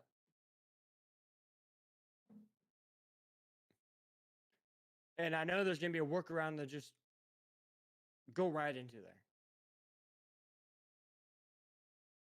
Oh, cool. Thank you. I didn't know that. Okay. Why did I want to check my email? Fuck, dude. Fuck.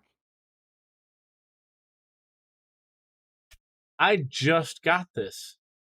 Why did that get sent yesterday at 9 a.m., but I'm just now receiving it? Yo, my Discord, my Twitter DMs are fucked. So, like, I'm pretty sure anyone could have talked to me. Nah, don't work. Like, at all. Nah. I just got a response to one of my messages. I sent it at 7 in the morning yesterday. I got a reply 2 hours later, but I just got it.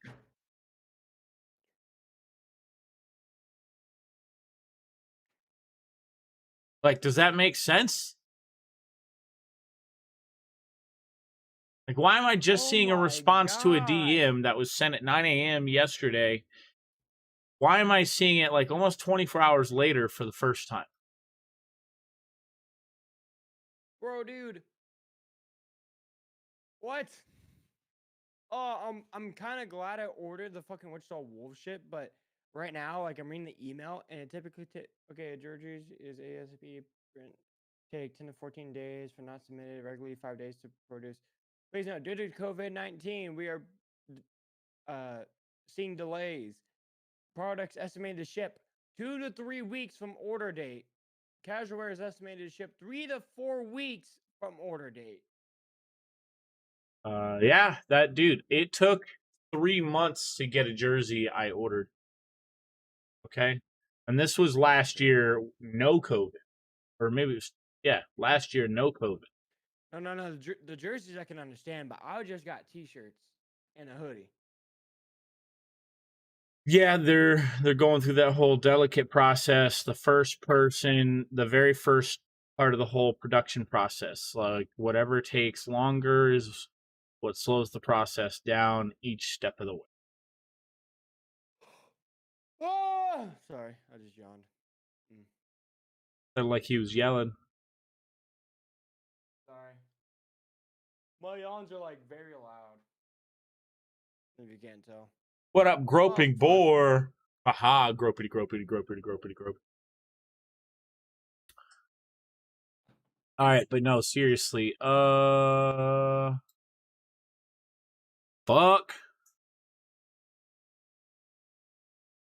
All right, you know what? Let's open up Origin. Let's open up Epic. Let's open up Blizzard. Let's look at Steam. We've got the games, chat. We've got the games. I'm down for some Apex, dude. I had to do some grinding anyway. All right, so we have Modern Warfare. Sign in with Epic Games. I don't remember my login off the top of my head, so let's see. Apex is up to date right now. Technically, yes. And Easy Mad Dab and Cheeto TSA are the only people on. I just got on. Hey, you just got on now. Yeah, I just got on now. So you know what? Suck my ass. No, I'm good. Okay, well, yeah, I offered. People playing Modern Warfare. Modern Warfare. Yeah, dude, I was doing some crack shit last night on MW, and I was like, you know what? I don't play that much Fortnite. And she messaged me, and I was like, fuck yeah, dude, I'll play some Fortnite. And then I fucking went over there, and I did not do well, dude. I try, and I try a little bit. I'm not trying like super hard, but dude, I just fucking suck at Fortnite. Let's just say that off the bat. Arc Fear Evolved 4. I remember playing Unturned for a couple of days. Those were some fun days. Very racist people online. Oh, yeah. Trove has Spanish update. Nice. Good to see they're including everyone. Grim Dawn version 1.1.8. So you know what my buddies told me? My buddies told me that they wanted me to invite them to a Apex lobby on PC because they play on Xbox, so they could shit on some PC players. Yeah, how'd that work? They haven't done it yet, and I kind of should have told them. I'm like, dude, it might turn out differently than you think. There's some cracked people on PC, and I'm fairly good at Apex, so you're gonna be in quite a high skill-based matchmaking area for PC. Are you gold yet? Huh? No. I don't play ranked because rank is just full of people who's been carried up to the rank and pussies, basically. Right. I think the issues with Apex Predator are the reason why I quit playing Apex. Like I've been backseating the game. The competitive scene has gotten really bad, and it's staying that way. And see, I don't think I'm a Predator, but I think I'm Diamond and maybe Master. That's maybe me on a really good day, but I'm good enough to be in Diamond for sure. Making it to gold and getting into plat is exactly how what's her name? She's in the group. She's in the community. Most people who get into plat, I can't think of her name right now. She's in our Apex Legends community, but she's not online right now. Is it Archangel? That's what her name is. Yep, Archangel. She makes plat, and she's upset about plat. Yeah. Buff. So I mean, that just goes to show like what happens to the regular community, and the rest follows. So I mean, I can't enjoy Apex like everybody else. Why? It's not fun unless we're all together playing and enjoying ourselves. But you know, the conversation we had where we reached the point where it was literally just me and you, and whether or not our schedules met up at the time to play together, and then that was it. That we were the only ones. So it was like, I had to step away. Not enough people to play with. Some duos? Because honestly, I just want to get this battle pass done at least. I think I missed out on the last battle pass I paid for. Probably. And is it season 6 or what? Because I don't remember. I think it was season 5. Then yeah, you missed it.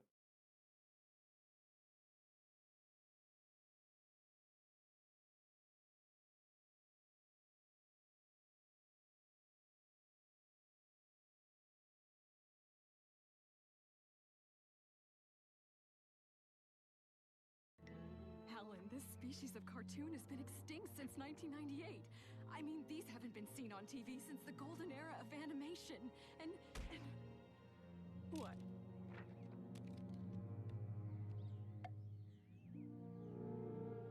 So I'm not gonna lie. Do you send out going live tweets? Huh? Do you send out going live tweets?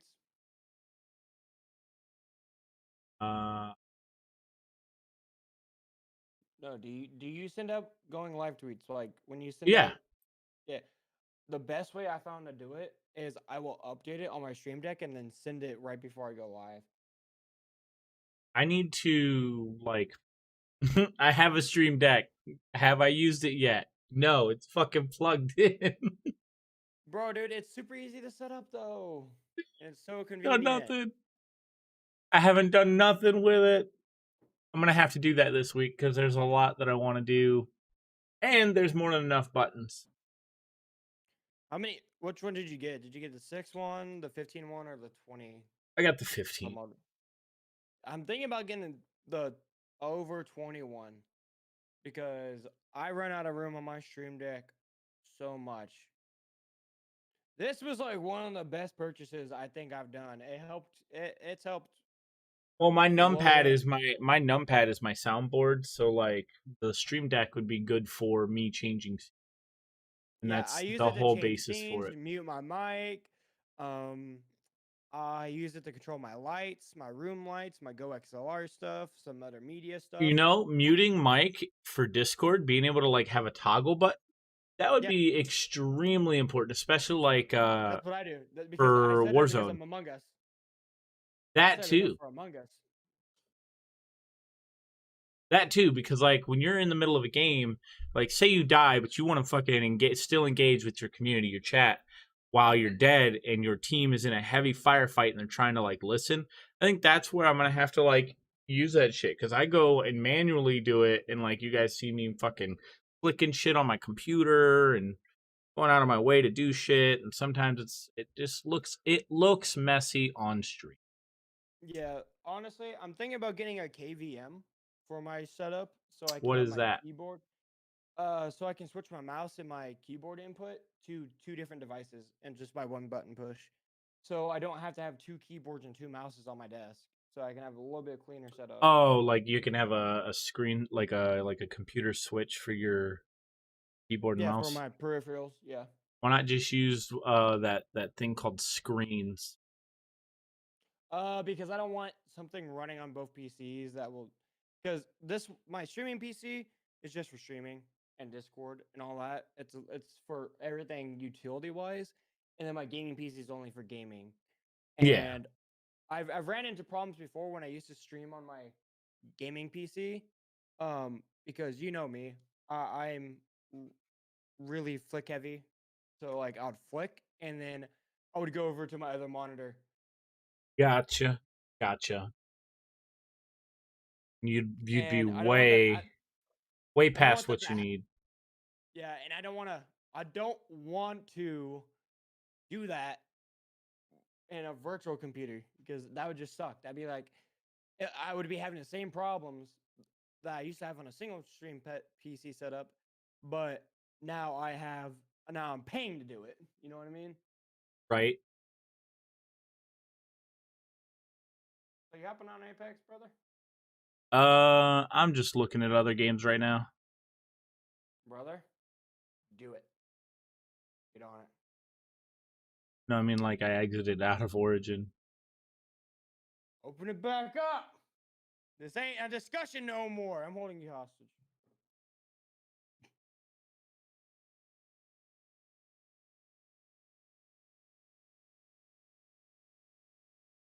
What we all need is phasmophobia in our life.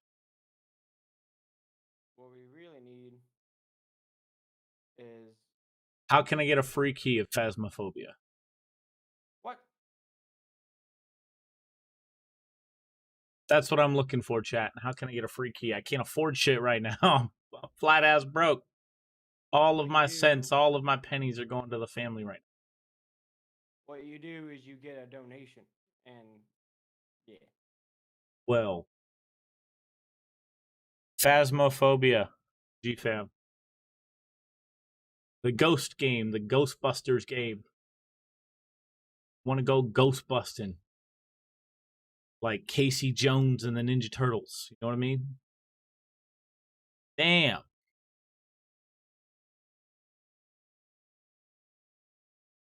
Like, look at this shit. 12,000 people to watch fucking Ghost Adventures?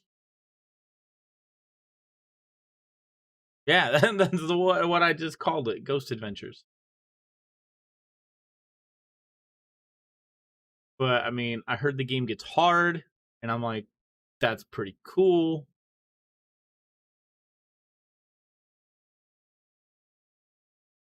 That's crazy. Everybody's playing it. Everybody. It's crazy. Well, you gotta think there's a lot more streamers on here than you've been streaming for like 6 years too, right? Yeah. Yeah. So there's a lot more streamers nowadays than when we started. Yeah, that's to be fair, yeah. Like, Just Chatting didn't exist. So those 200,000 viewers were like spread out like in they League of Legends. Yeah. They were League of Legends viewers and like anything else, CS:GO. Dude, where the fuck CS:GO? Look at this. Where is CS:GO? What? All the way down. Yo, fucking CS:GO is not even in the top 10. Holy shit. What happened to CS:GO? I'm not kidding. I've never seen it this low. Cheaters. I've never seen it this low. Dude, it's been going down since cheaters and all this shit started happening. Like, ever since it's gone free to play, a lot of people have been trying to hold on, but a lot of people are giving the fuck up. Keymailer.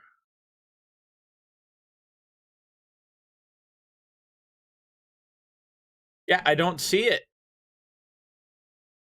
I put it up. I put up to redeem a key. My keys. Pending requests. I have no pending requests. It's just gone.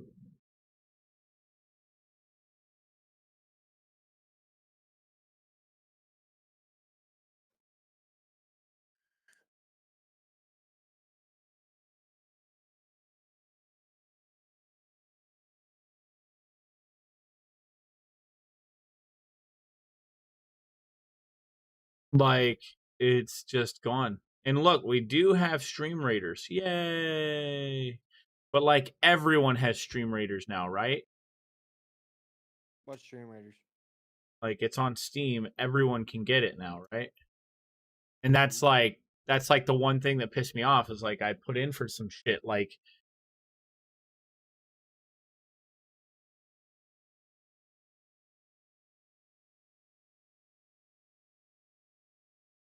fucking 2 years ago, and they're like, hey, here's a key.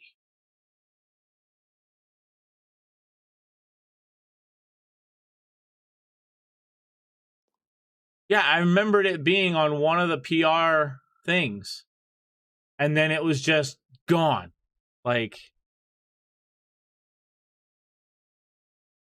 I remember it being right here on Keymailer, and I put in for a request, and then I came back to check, and then it was just gone. I was like, what the fuck? Like, that's so fucked.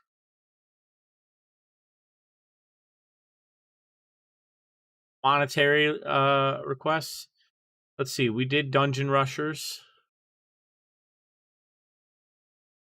0.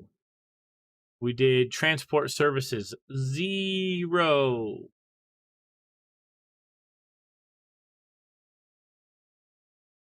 It's not even on Woovit.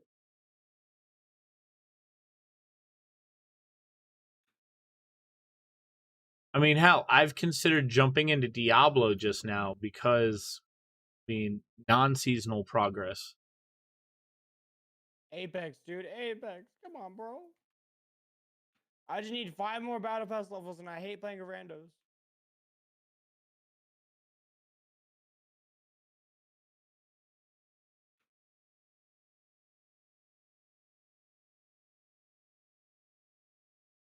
Oh, shit. It was on Woovit? Really? I didn't know that.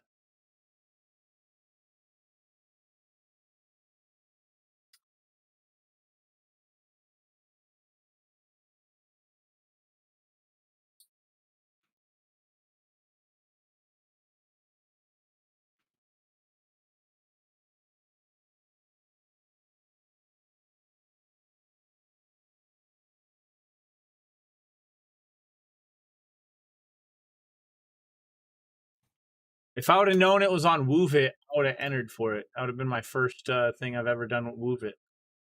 But instead, Woovit gives me stuff for games I've already played that are like more than 6 months old, like years old. And that's like the unfortunate side of this platform.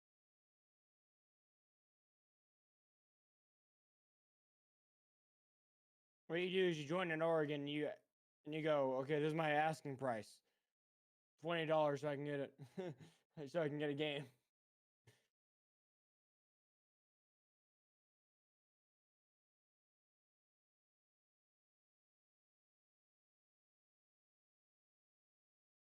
Is this?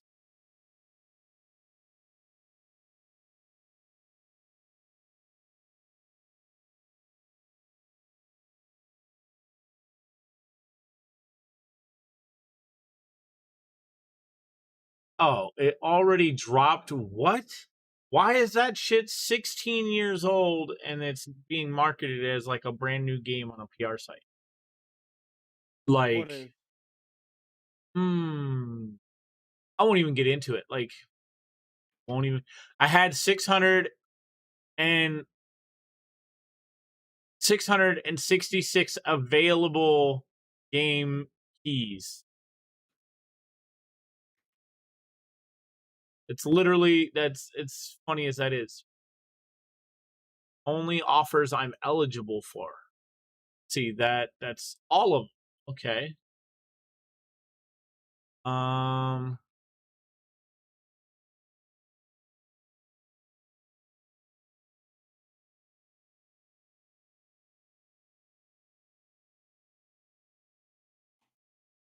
See, Steam. 666 drops me to 442 eligible offers because I'm saying games on Steam. If I would have known it was on WooVit, I'd have put in for it. Like, this is the problem is WooVit, Keymailer, Evolve Terminals, Arsenal GG, Streamlabs does shit. Kind of. That's just Indie Boost. So 7 different things for me to look at for shit. The only one that gets me contracts that pay me is Indie Boost for indie games. Everything else is, here's a free copy of the game. Play this shit. Do everything we tell you to. And don't make any money. Don't have a way to have a referral link. Don't have anything. But it's a promotion. It's sponsored. At least the key is. So you didn't have to pay for it. And that's pretty much fine.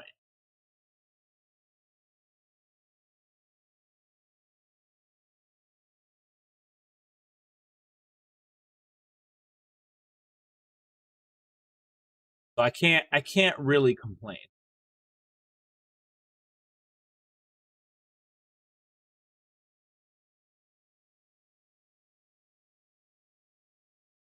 Academia, the school simulator by Squeaky Wheel. No one wants to fucking play a video game about school. Unless you're, sadly enough, it's funny when you're murdering kids inside of school. Just look at Yandere Simulator. Okay, so that's completely different, and it appeals to a particular set of people. Anime. Yeah, I think it's funny as fuck. Jago type of people, I think it's funny as fuck, and I think it's worth the money. Hey, Yandere. It's not finished yet, is it? I don't know. I haven't seen anything about it in like a long time, so could be. Right? There's a game called Football Game. Well, I bet you know what the game's about.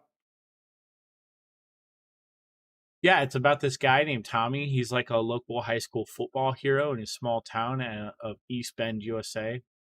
And it's game night for the Purchase County Turbines. And his sweetheart's waiting for him in the bleachers. However, something's amiss or whatever.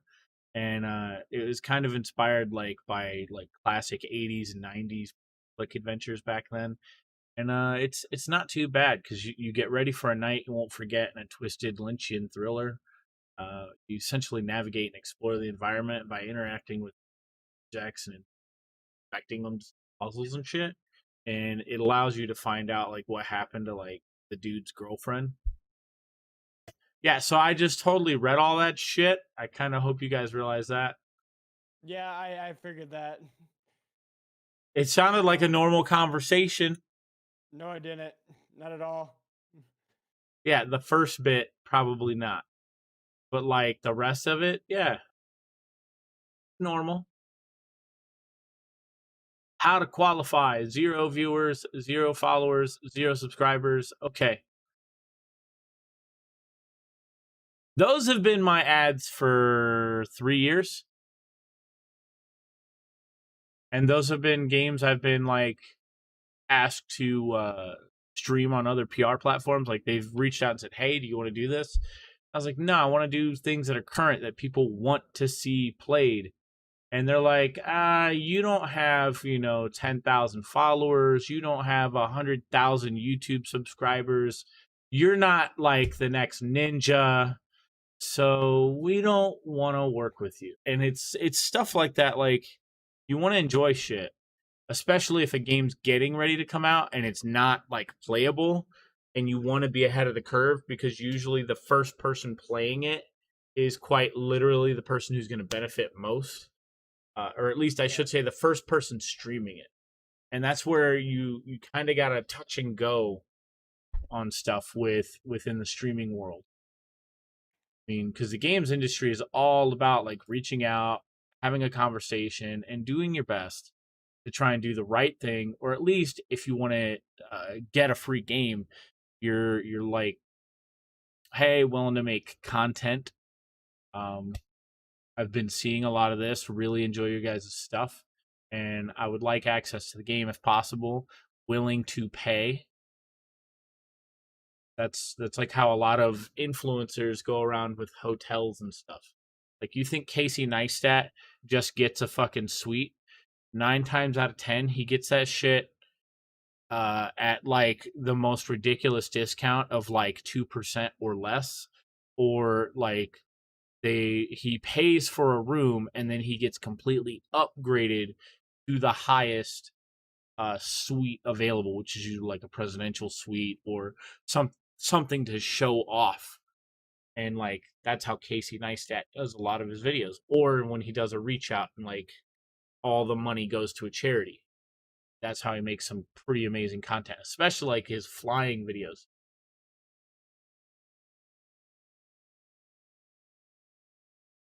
Internet, I'm looking back at YouTube some more. Damn it.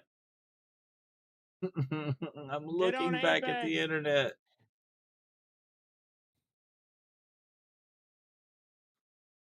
Who is Anthony Padilla?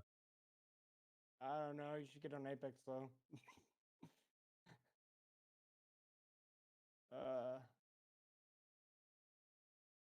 I clicked his name. I wanted to click.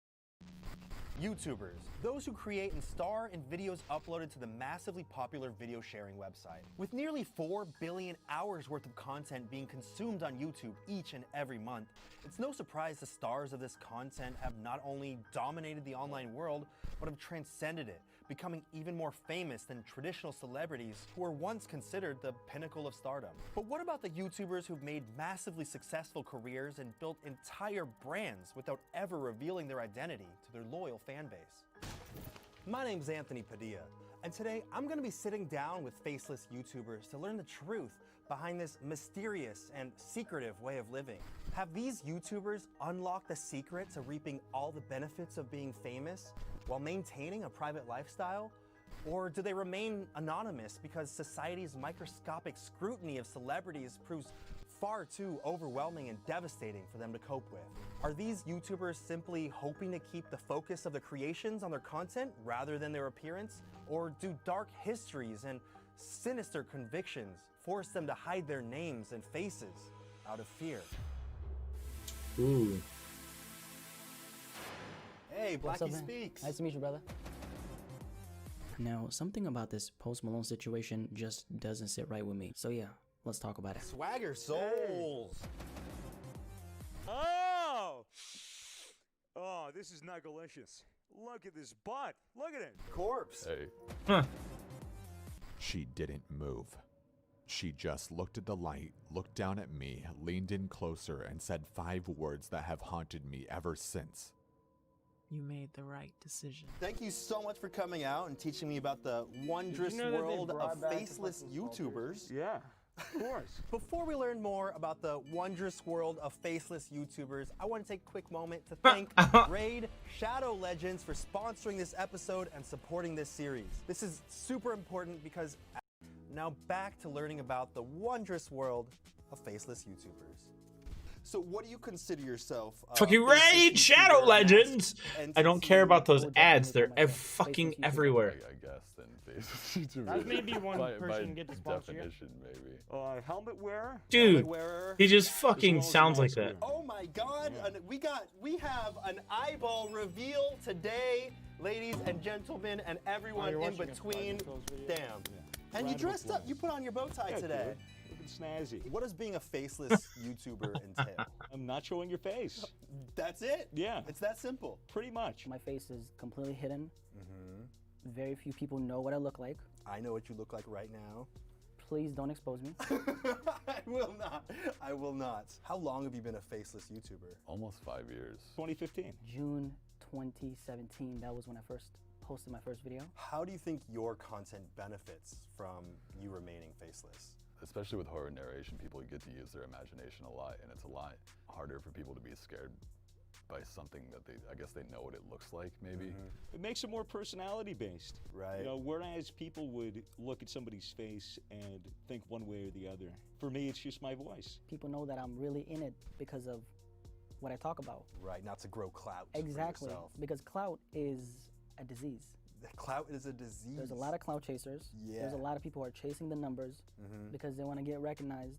They want the validation because maybe they lack something inside. Have you always hid your face from the internet, or was there a certain turning point for you? There is not a single picture of me from before YouTube with my entire face in it. I didn't post pictures of myself. I wanted to keep my anonymity, like the entirety I was on the internet. I did have like an Instagram, you know, as me, not Blackie Speaks, but as me. Right. Right, where I was posting pictures. You deleted all those? Yeah, so my Facebook is wiped, my Instagram is wiped. Yeah. I'm trying to stay on the safe side. What's your biggest reason for wanting to keep your face hidden? I've left that door closed for so long that there's no gradual buildup. It's not, oh, I have 50,000 and now I'm gonna get noticed outside sometimes. It's opening that door and having all the buildup from millions of people now all at once, so it would be a dramatic life change. If I were to meet somebody, I would have no idea of whether or not they knew who I was and whether or not they were being genuine. With this, you know, I could take off the helmet, Hannah Montana that and just walk around and have a good time, and the people that I meet are genuine in their interactions all the time. You never have to wonder, is someone being genuine? What is this person's intentions with talking to me? Exactly. People like me for who I am when I meet them in real life. Even for me, I feel like people do treat me differently if they know who I am. Yeah. And, you know, I'm not gonna lie, a part of me has like that in my life. I've been like, ooh, people respect me because of this thing that I do. There's no turning that off. You know, there's no escaping once your face is out there, once people know who you are, which is challenging. This thing is heavy as and as far as being a faceless YouTuber goes, I really chose the wrong thing to wear. Go back. Do you proudly tell people personally that you know that you're a YouTuber, or is that always kept a secret? That's always a secret, 100%. Oh, really? I have friend groups that know what I do and know where I am, know that I'm in Australia and all of that. Those are the close friends. Those are the people I really trust. But aside from that, like, I'm very, very low-key about what I do. No, nobody in my real life knows about it, and I've had a lot of weird situations come of that. What kind of weird situations have come up? I have an apartment, and so when I have people come over, it's like, don't go in that room. And Well, that's like your YouTube room? Yeah, yeah. And they're like, why? And I'm like, they're like, how do you have this money? And I'm like, I don't know. I just come off sketchy to everybody. Right, because they don't know the truth, and they're like, you're hiding something. Yeah. It must be a dead body. Like, I can't answer simple questions. How does remaining anonymous affect your social life? Pretty much eviscerated it. Yeah, so you don't have any social life now? No, not at all. Every time I find myself in a social situation, eventually the question of what you do always comes up. Yeah. And I can't obviously reveal what I do. So I feel this sense of anxiety of meeting new people. Yeah. Especially where it's a situation where I kind of have to tell them what I do. I have to tell them something. Right. Do you make something up? I just tell them that I work at my old job. But I never go further than that because I don't like lying. It doesn't feel good to sit and lie to people about what you do. Out of everyone you know that's known you as a YouTuber first, how many of those people have you revealed? I stumbled onto an Easter egg and we had a bunch of people that, you know, I've played games with for the last What's 2 years. that? Right. You know. So I did. Holy fuck, what is going on? What'd you do? I play Rafe a lot, and I was in the fucking training ground. Yeah. Looking around, and like I accidentally hit my cue, and out of nowhere I just saw like a Rafe figure to my left, and it's not me, it's you. What? Okay, well, I've been saying like I saw a Rafe figure to my left, and then like after I got out of the phase, I'll look over and it's a fucking Rafe. Like it's a banner with Rafe jumping out of the portal saying "Looking for me?" question mark. Huh. Because there's a lot of Easter eggs on the firing range, and they said that there's even more this year. I've found quite a bit of them, but like there's one that just popped up that has Lobo on it that says it's not me, it's you. So is it like, be kind of cool if that's something they plan on adding? Is just a Rafe that Have you done the practice dummies, letting them murder you? Yeah, I've done it before. That's an old one.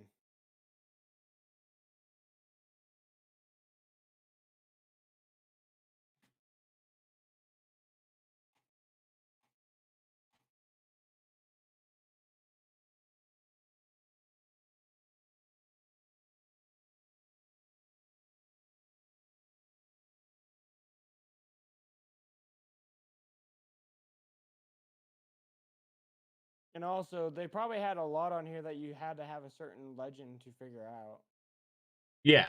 You know, they see what I look like. You know, whenever they come over to the Airbnb or I go over there, we go out to eat as a group. But, you know, I don't wear the helmet. You know, I'm very open with showing people in the circle. I've been really working on it recently. The first person was Mikey. Really? Yeah, You revealed it to Mikey first? She's the first person to ever see your real face? Yeah, in person. Wow. Yeah. How many people do you think are out there that you've revealed your face to? I mean, you. Well, no, I haven't seen your full face. Oh, true. You didn't show me your full face. True. I guess they don't see that I'm like wearing a mask. Yeah, you're wearing a mask. He's wearing a mask right now because he's still trying to keep it hidden, even if you got your face covered with stuff and editing. That's how it is. There's not too many people who I've set up to meet. What up, boss beard? That posture check. But I do know that people talk. So one tried to go person on turns Fire Range to into warm up because 10. So if I met, let's say, 30, a little bit warm. that's like 300 people. Plus, I haven't gone in Fire Range. I have to change up the weapons I use since I can't have the R99 all the time. 24/7. I've had people over at my house who I know in real life. Yeah. Who are friends with my YouTube friends. You know what you so my should YouTube do? You friend should come doesn't in know here I'm and try it friends out. with their friend, and my friend doesn't know I'm friends with their YouTube. It's very confusing. It's a very like Hannah Montana thing. Yeah. It's as simple as taking it off and putting it on. Yeah. It really comes down to that. When when the mask is off and everything, you know, I'm like me again. You know, when I put it on, I'm Swagger Souls. What are the lengths you're willing to go to protect your identity? As long as it's not really me up personally. And you aren't bothered by the fame that you're receiving because of what you're doing either. Definitely not. Yeah. Because the fame is really only when I'm on my phone. As soon as I turn off my phone, I am just me. Completely separate lives. Exactly. Now that it's nearly been 5 years, I kind of feel like I'm playing a game with it, and I've kind of won that. So whatever happens, happens. I'm still going to do my instinctual things that I've done, like watch for reflections when recording literally anything. It's like you're constantly ghost hunting for yourself. Yes. And I can never find myself. Never. How often do you get people begging for you to reveal your face to them? The weird thing is, I get more people begging for me to never reveal my face. Really? Yeah. People want you to always remain anonymous. Yeah. People don't want to know what I look like. Oh. You know why? Because it would kind of ruin the the brand. You know, the a lot of what went in for me was, you know, I had a bunch of YouTubers that I used to watch when I was very, very young, and that was back when it was just gameplay videos. Yeah. And the gameplay videos didn't have webcam or anything, and I would have this image, this perfect image of what I thought the person looked like, and it's like reading a book. All the time. Yeah. People will send me pictures of them and be like, okay, now I get to see your face because we're friends now. And it's like, what the That's not how it works at all. No. Every single day. Really? hundreds of messages every single week. Would they think that they're going to be the one unique person that gets a face reveal personally? I think so. What are the lengths people have gone to try to figure out your identity? People are like, I What found you do- you're here's a this big guy brain and this move. and this. I'm like, no, I'm not. You message No one's a ever female, gotten your identity. No. Does any part of you Don't fear that you actually won't just anybody, hold up to the by the way. Never do expectations it. of what people would You hope that you would look like? Send a female course, I don't Minecraft think I streamer could. I don't think a picture anyone- of your dingling, and then you message her after going, I showed you my torch. Please respond.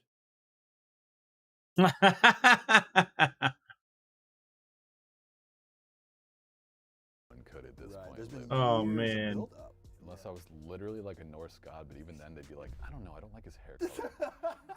You know, there's a lot of anxiety around That's the funny. concept of a face reveal. Around the concept Oh, the of, torch thing? all right, so the first No, I fucking have to- okay. So Corpse Husband said, even if I did a face reveal, they'll probably be like, you know, man, he looks like a Norse god. Oh, but I don't like his hair color. Like they'd find a reason to complain. If he ever did a face reveal, which he's already said he will never do.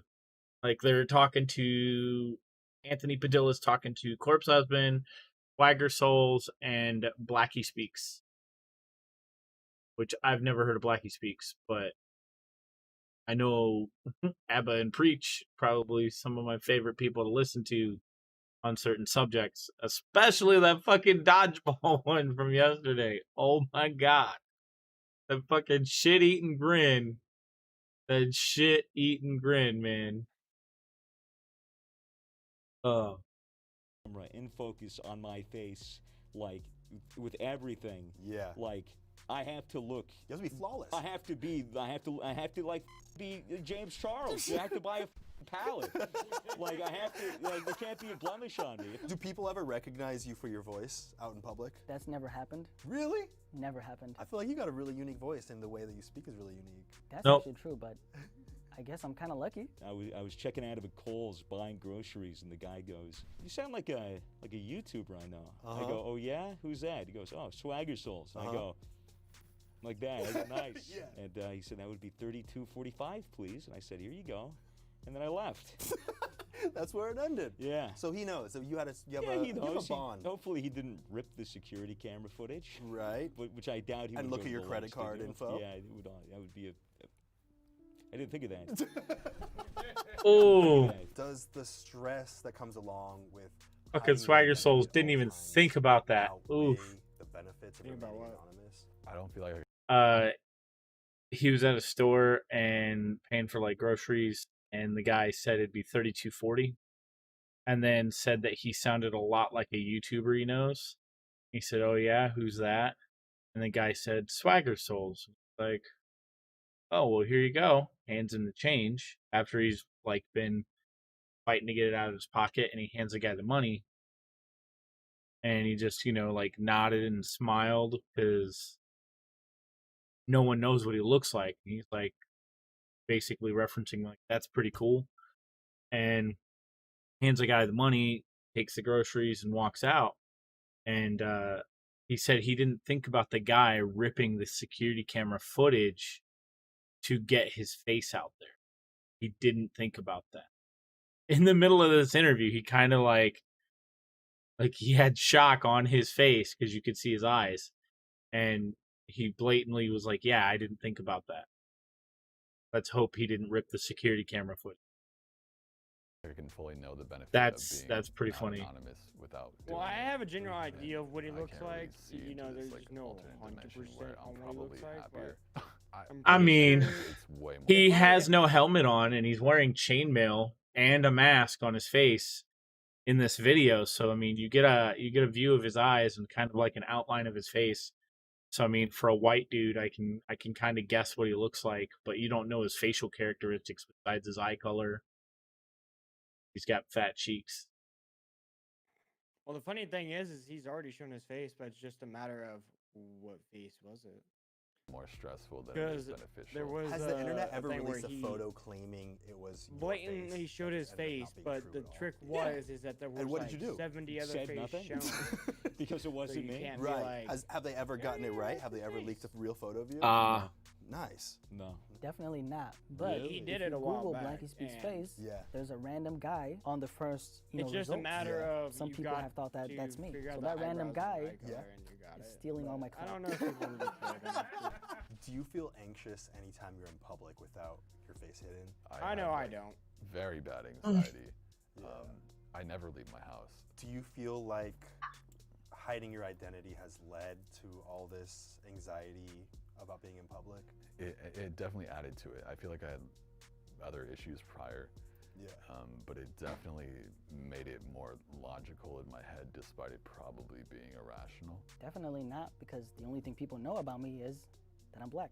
Right. So you actually go around in public without your face covered, right? You're just roaming around the streets without concern. Of course. So With you just this live a complete fresh outfit. This is what I look like if you see me in the street. Say what's up. Do you interact with other faceless YouTubers to like share your experiences? Actually, no. I've met How To Basic, I've met Dolan Dark, I've met Colossal is Crazy before his face reveal. I've met a lot of people that don't put their faces on the internet. Do you ever wish that you personally were recognized more for your work? Given that I dropped out of school at 12 and my teachers all said I would be nothing. Game Geek. and, Let me get your advice. All my friends thought I was a drug Let me pick dealer. your brain about this real and quick, all right? everybody thinks I just Say what? Let me poke your brain about this real quick. What do you think about this? Getting on Origin and opening up Apex. I'm good. Corp's husband just said he dropped out of school at 12. All his friends thought he was a drug dealer. His teachers said he'd never amount to anything. Yet here he is with well over 1 million subscribers, and he's fucking making bank, like 6 figures a year easy. just dropped off the face of the planet and like Yeah, died. people who say they're not gonna be I shit would turn like out to be millionaires all the time. Tell them about it a bit. Yeah. Especially the teachers. Because Just look at Beauty. It would Just be look at Beauty Pie. He hilarious used to be to on sell like the notable hot dogs on the list street. on Wikipedia for a school I like dropped out at, where they all roasted the shit out of me every day. Wow, they're like, yeah, this dropout, he'll never amount to anything. Yeah, and then here you are with a majorly successful YouTube channel. Yeah, yeah. Does any part of you wish that you had never I thought you wanted to kept play your something, face a but you secret got in the first sucked place? back into I think I did YouTube. well by Yeah, you know. It's one of the things that probably kept me sane through everything. I have those thoughts sometimes. I want to be recognized for my work. I want to go to a rap concert. I want people to scream, Blackie, Blackie, Blackie's here. Yeah. But right now, Yeah. it doesn't really fit my lifestyle. Subscript wants to know if you're ever going to do a face reveal. People are really pressuring me to do it, which Really? is starting to annoy the shit out of me. Yeah, it's probably making you want to do it less. Yeah, I mean, the more I think about it, the more I understand that there are benefits to it. It makes production way easier. Yeah. But I just don't know if I want to do that. It's an irreversible decision. Yeah. Once it's out, like it's Pandora's box. There's no Yeah. closing that. Once it's out there, it's out there. It's definitely going to happen. There will be a face reveal. Because nothing is eternal. Like I've woken up some days and been like, okay, I'm just gonna post a picture of it, like take a selfie literally right now and just put it on my story. But then I'm Really? And what stopped you? if I do that, it's like a massive wasted opportunity at that point too. Yeah. Or after you take that photo, do you just like look at it and contemplate? Yeah, I look at it, I hover over the add to story button. I I dropped my phone. If it happens, it happens. Then Whoa, you'll go to that length to be like, let fate decide? yeah, but I've never done it, obviously. Your boy Miles wants to know what the most ridiculous theory about your identity has been. Oh, some idiot thinks my name is Horace. Yeah. That I am not black. Uh-huh. People still, till this day, claim that I am a white man. Even though you've done a race reveal? Because my voice doesn't sound like a black guy, but as you can see the camera, I mean, this is me. This is me. This is real f***ing life. Safes wants to know why you chose this specific mask or icon to represent this you. f***ing hunky Oh, dude, I was really into like the whole like night thing and ancient bullshit. I just wanted like a decorative piece for my room. So I was like, oh, it'll go all out. My mom ended up getting this for me. Your mom chose your look. Dude, off of Amazon. Thank you, Mama Soul. Thank you, Mama Where you Souls. at? This one I was just making my channel. I didn't expect it to go anywhere. I made my picture like Frank the rabbit from Donnie Darko. And I did a live stream of like 5,000 subscribers.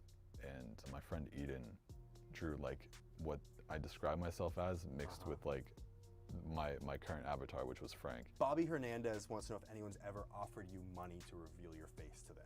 Oh, yeah. How high does that money go? 10K. 10K? Yeah, no. Someone offered you 10K? Yeah, way more than that, dude. Worth way more than that. Way more than 10K. Your anonymity is worth more than that. Yeah, I would say so. If you were to give me a price to face reveal? Yeah, how much would someone have to offer you? Probably $750K after taxes. $750. Okay, yeah, so a clean million. Okay, so we're gonna start a GoFundMe. Yeah, clean million. Come on, guys, clean million. You can do it. You want to see my smile? I'll be smiling real wide after I pocket that million. If there's someone watching who wants to become a famous of course he'd be YouTuber, fucking smiling real wide. Their face and their identity. Fucking pocketing $1 million. You would give them. Don't reveal your face. For one. Make sure it's a lifestyle that you can live with happily, and make sure you don't have any like predisposed issues related to the outcome of that. Right. Like really bad anxiety. Oh, really? Like you? yeah, something like that. Has being a faceless YouTuber ever affected any of your relationships? Oh, of course. Oh my God. How so? I can't take pictures with him, really. Not without being like, this could get leaked. Also, wearing a mask with people everywhere is kind of weird. They have to be okay with that. But I feel like you're a burden. Yeah, definitely. It's like, why can't we do this normal thing? Right. And it's pretty dumb. What is it about being a faceless YouTuber that brings you the most joy? Probably the peace of mind. The peace of mind when I go out and meet somebody and know that they're usually 100% genuine. Like, I don't have to worry about people in my personal life using me for clout because they don't know I have clout. Right, yeah. What do you think the biggest misconception about faceless YouTubers is? That I'm not showing myself because I'm ugly? That they're ugly. They're not ugly. Right, you're very attractive. I'm very handsome. You see my face? Yeah, no, wait, I haven't. You haven't? I haven't. You didn't reveal it to me. You promised to reveal it to me. Yeah, I'll reveal it to you after. It's funny. It's funny. We were at the Studio 71 party like last year or whatever, and I saw I was behind you in the line, but I was too nervous to say because you were talking with people. Aw, damn it! I could have seen you then. Yep, you probably did. I actually have a parting gift for you, a Best Interviewer shirt that you can get at padildoshop.com. Padildo? Yeah, but you can get this for free. Damn, shove this in your. Holy. I think I will. All right, you got 5 seconds to shout out or promote anything you want directly into camera. Go. Misfits on YouTube as well as Swagger Souls on YouTube. Go on Twitter, Swagger Souls, Instagram, Swagger Souls, part of Misfits, Misfits Podcast, gang. Shout out to Roddy Rich. Oh, that's actually me. I literally don't know how I've made it this far. That's it. Yo, we pimp chimpin'. Subscribe to Anthony Padilla, he's cool. Thank you so much, Corpse. I feel like weird. I feel like I understand the wondrous world of faceless YouTubers just a little bit more. That's good, because I don't. After spending the day with these faceless YouTubers, I've come to understand just how important it is to find a balance between public and private life when working in a field so intrinsically connected with the oversharing of one's life. In a world where people kiss the ground celebrities walk on, who are we to blame these YouTubers for wanting to keep some anonymity while pursuing a career that they love? See you later, bye guys. Press a like. This is dope, dude. Is this, and then you've got you got your boxers in there? Yeah, dude. Is that your padding? Yeah. You have to be prepared, dude. If I shit myself, I'm good. You got padding, you got a diaper in there. No, this is a skull cap. Okay. It's a cap for your skull. You got a very literal sense, too. Yeah. Can I see what it looks like through here? Oh, yeah, dude, go for it. You might need the padding. Oh, yeah, you really can't see anything, huh? Well, you need the padding. The boxers are clean, dude. Go for it. All right. The padding really helps. That's one way to do it. I've never seen it done like this. You don't. I don't put that on first. You don't first do the Toad cosplay? Dude, you could go for it. All right, see if it works. I think you're about to learn something new, a new method for you here. Here you go. Okay. Yeah, see it works? You can see pretty well. Yeah, it's not too bad, actually. I can see perfectly. Yeah, it's not too bad. It smells like I'm holding a pile of change in my hands. Mm-hmm. It's... Yeah, I washed that thing with vinegar to polish it. Yeah, I can smell that. Yeah, Yeah, Smells great. About 2 weeks ago. That and weed is what you should primarily smell. Smells just that's sour exactly. but sweet. Sour but sweet. Just you smell that and weed primarily. Fucking goddamn swagger souls. Oh, how fuck is recommended? Corpse husband screaming on Snapchat again. Okay. New animated horror story video, huh? Swipe up to watch it. Put it on while you sleep. Put it on in the retirement home. Throw it on for your kids, for your dog. I'm sorry, that's creepy as shit. His fucking voice. Like, yeah, no. Oh my god.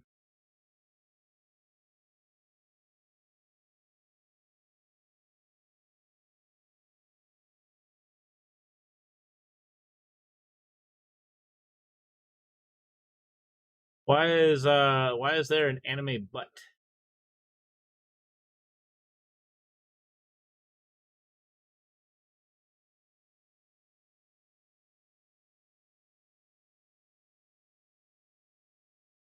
A Giga Brain imposter game? Hey! Yes, this video is awesome enough to warrant it to be uploaded to the main channel, and yes, you heard correctly, main channel, because I am starting a second channel. Don't click off this video, the gameplay is about to come, and it's gonna be spicy and amazing. I love Among Us. I'm like a human polygraph at this goddamn game. This was my first time ever playing it, I'll have you know, and I'm already an absolute mastermind. 189 IQ, motherfucker. That said and done, I am officially launching a second channel called Nuxanor. Link in the description. I will be posting more gameplay videos over there, as well as meme reactions and a hell of a lot of other awesome stuff. Definitely check it out. Link in the description. If you're new here, enjoy. On to the gameplay, where I lie to my friends, but more than that, call them out for being bitches. God damn it, I did my first task. I am an actual legend. Briggs, I trust this man. I would trust Briggs with my life. Just chasing this bastard around. I just want to annoy him a little. Janky behind us. Dead body reported. Literally just walked past Jordan in storage. Okay. Damn. Brigo, why do you keep running into medbay but not do anything? I don't know how to play this game. See, here's the thing. Oh, See, that's the Briggs. excuse, is it? I'm on Briggs' side here. He went to that leaf blower thingamahoozamabob, and he stood there for like a good 2 minutes trying to work it Dude, out. I was like trying to push the lever. Okay, Nux and Brigo's just been running in circles, and I'm like, guys, we need to. We are Nux and Briggs. We were having a good time in the corner, and you were looking really suspicious, coming and joining in our mosh pit. Honestly, I'm not gonna lie. Janky was keeping an eye on us the whole time, but I think she was afraid to kill us because we she are at kept a seeing limited us time together. here. Nux. Just hold on. I still think it's Janky, but I'm gonna follow Briggs again. That has been my way. I follow Briggs.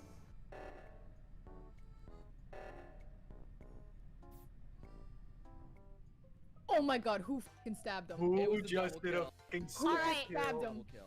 Okay. I'm pretty sure. We were all stacked. Oh no. I'm No, I'm pretty sure. No, it wasn't. 'Cause, like, It wasn't me because I reported stood on the body, bottom and that on was when I purpose. got there. Okay. I got there and reported that. I saw it once I It got was on it was Nux. It was definitely fucking Nux. It's definitely fucking Nux.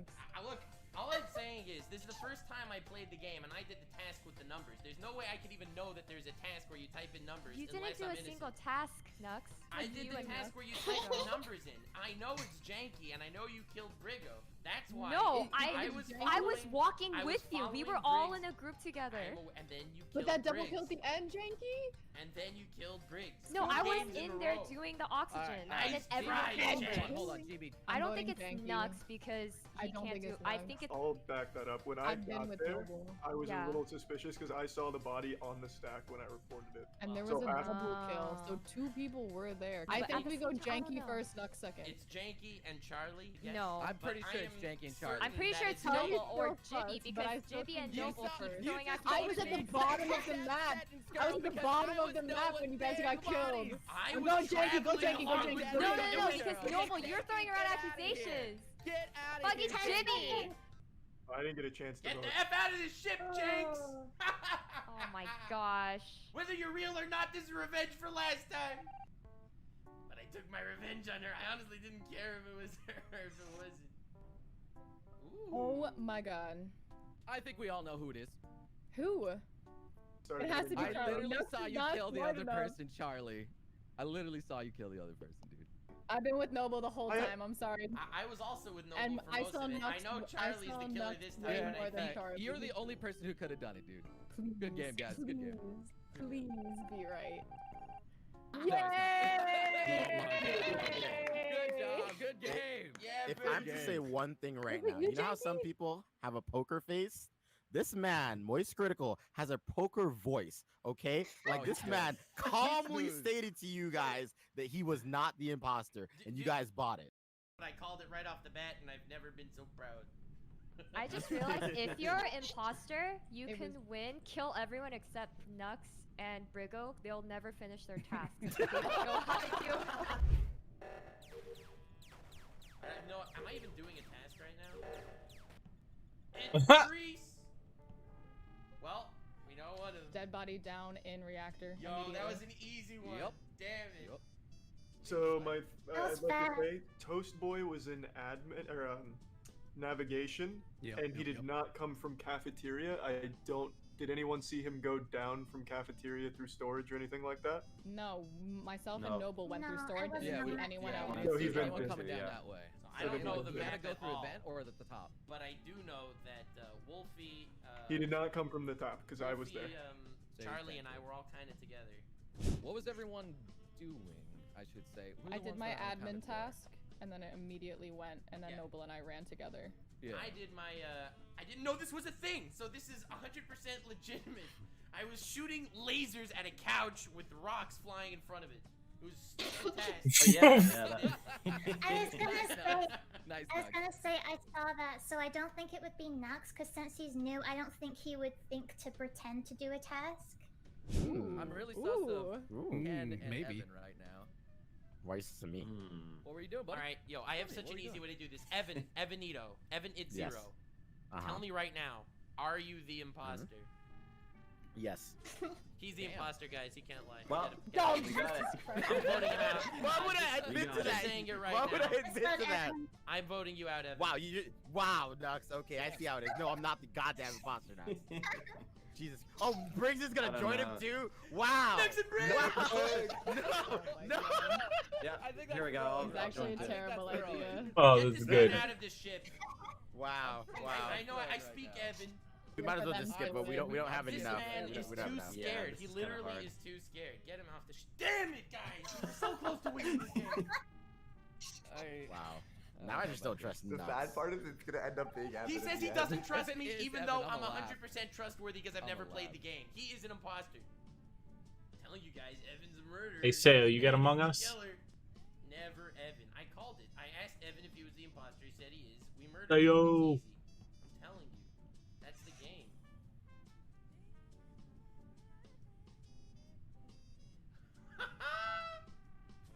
It's Evan. I called it off the bat again. I'll stick with the grease ball. I trust Charlie with my life.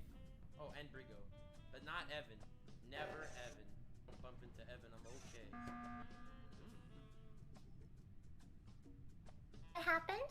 So are we I just killing figured it was a Evan? good idea to reset cooldown. We went a long time there, started splitting up. I still think it's Toast Boy. He's following me around, waiting for me to not be grouped. He wasn't doing. He wasn't doing any I'm trying to tasks. prove to you that I'm I'm not the trying guy. to I know prove who the that. other Kenny, imposter is Kenny, too, but I don't want to say it out loud because I don't want to be mean. Oh, I mean, who do you think it is? There are no Evan. friends. I don't want to be mean to him. Evan was clearly In the faking gamer the world. task You don't in want the to hurt same his room. feelings. He's gonna kill us. I mean, okay, I whose think it's feelings are you Briggs, trying to 'cause not he's hurt? running around and he's not really doing anything. Bro, I pulled a card out of a wallet and then I swiped it too fast and then I swiped it too slow. Okay. Okay. Honestly, I'm gonna believe Briggs because he still doesn't know what he's doing. Evan, you're the imposter. No, We I'm didn't skip literally- here. It doesn't We were matter. in I a just thought room it'd be with a a good whole idea. bunch of I us don't think this together matters. This is a with wellness Evan check. twitching. Whoa, Evan. Did you I wasn't suspect Evan? No, he's good. He's good. I saw him do O2. Yeah. I saw him faking to do a task also, like in the same room as G. But anyone can do You it can't too. fake to. Yeah. Okay. True. Yeah, I now he's can't fake, claiming but I you was can't doing even tasks. fake. Did he just No, claim no, you I'm can't saying you fake? can't. No, This you were man saying I was played so faking many doing a hours. task. Get his ass I off swear. my no, ship. No, you are sounding really goddamn sus. I am Very voting sus. your Vote ass me out off of here. immediately. What is wrong with you guys? I was connecting Nuts really wires just in a watched wall it. eye color, okay? Bro, I was literally there too. I'm pretty sure it's Evan, Nux you're and the Brigo, murderer, but and we know That would it. be amazing. I'm pretty sure it's Nux and Brigo, but I'm I'm suspicious. just gonna skip for now. First of all, it's Nux and Briggs. Yeah. I don't know, guys. I just wanted to be Evan. I just wanted. That's funny. To be Evan. He wants it to be Evan so bad. Uh-oh. Okay, it's not Jordan. All I know is that Evan is a murderer, and very likely, so is Ken. Oh, there's Brigo. He wouldn't harm a fly. Hot on my tail.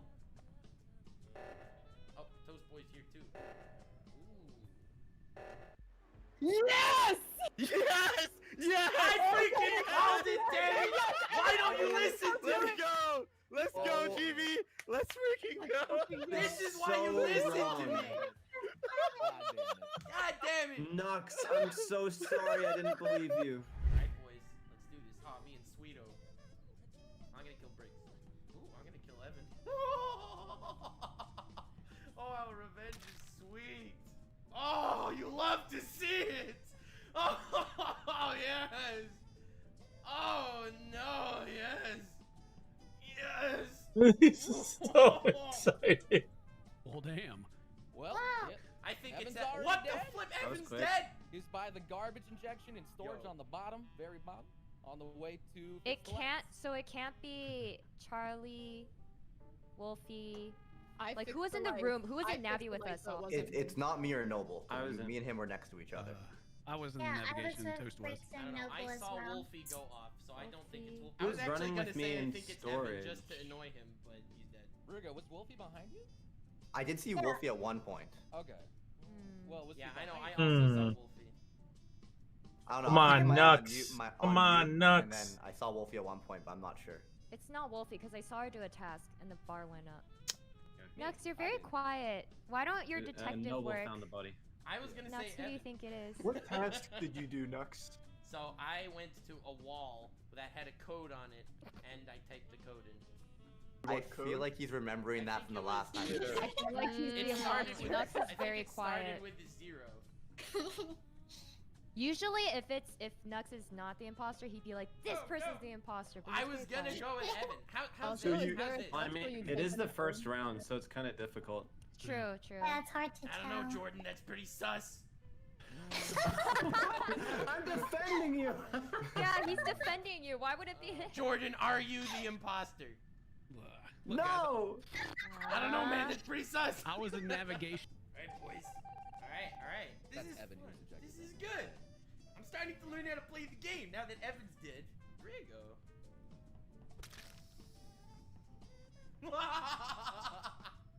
Nux and Briggs. Let's get as far away from there as possible.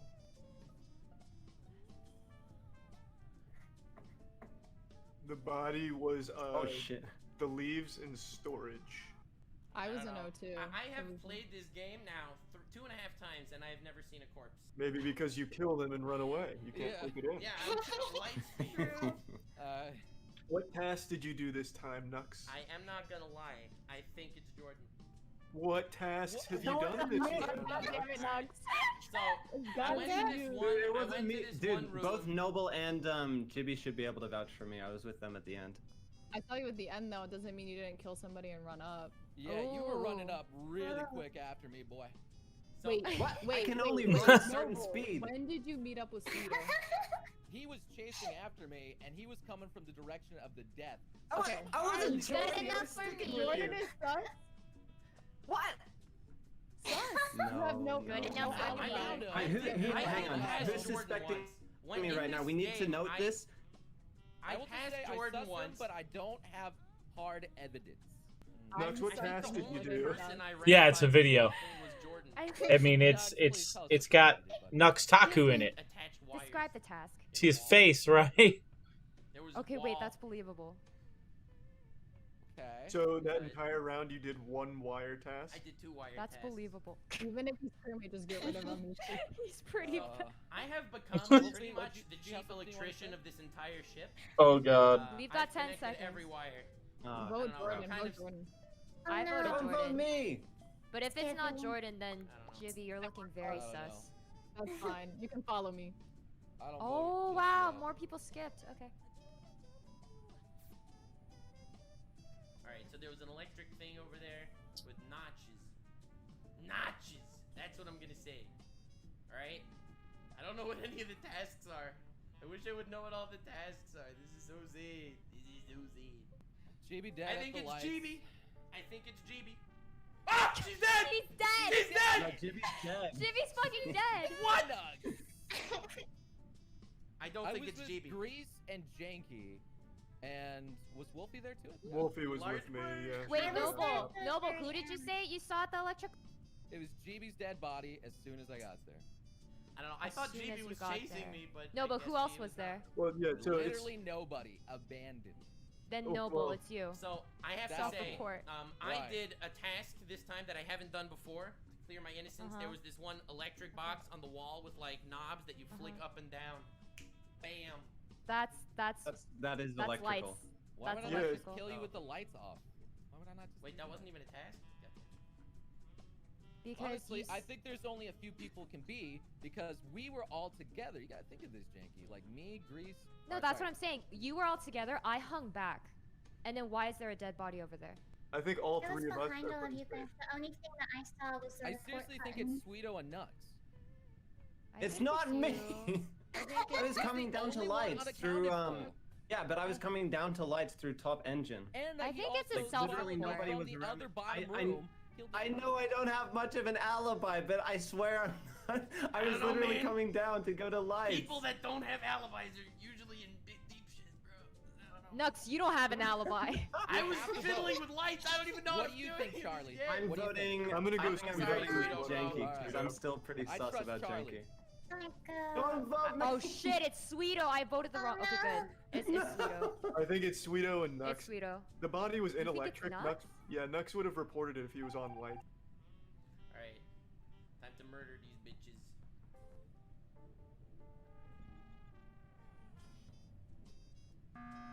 All right, team, you want to rip this band-aid off? Let's Yeah, do kind this. of. Kind of. Nux, what's your defense, buddy? Defense for what? For killing, killing people? people. Ah, they were Evan. He deserved it. Briggs. Oh my god! GG. Rip. Good work, team. Rip. Good work, Hey. guys. I cannot believe you. I Good cannot job, guys. believe you, sir. I'm sorry, but like he just said Evan Briggs, he deserved it. Like he just straight was calling people out like, nah, he deserved it. Going the wrong way for some reason. Not at all suspicious. There's a lot of boys in here. Making me want to play this game, I chat. think you just saved my life.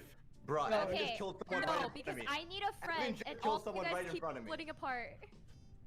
Holy I'm sorry. I'm sorry. What? Okay. Evan, you literally just murdered someone right in front of my I'm face. sorry. What?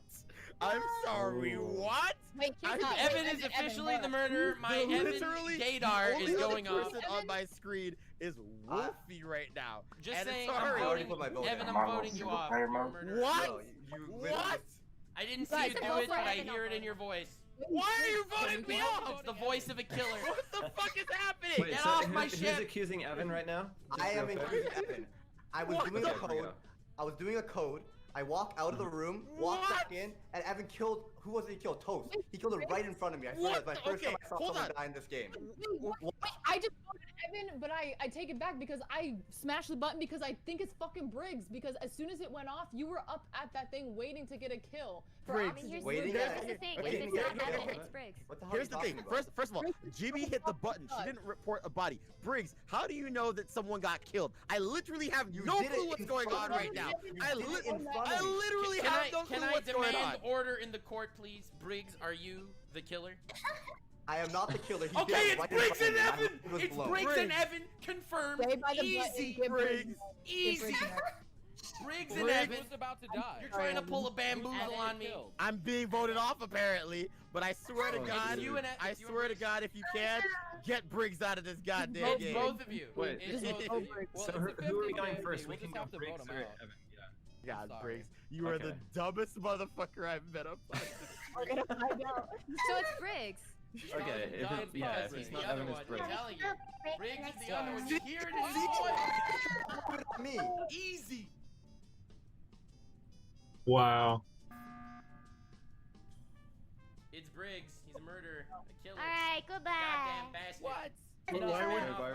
It's not Briggs. If it was Evan, why would he be so adamant about it being Well, Evan called Briggs dumb right before Briggs kicked him off because Briggs is the other killer. You can hear it in his voice. Dude, he killed. Oh, that's interesting. I speak Briggs. Why would he sell me else? I have a Briggs He's just an brain. idiot. He's just an idiot and did it right in front of me.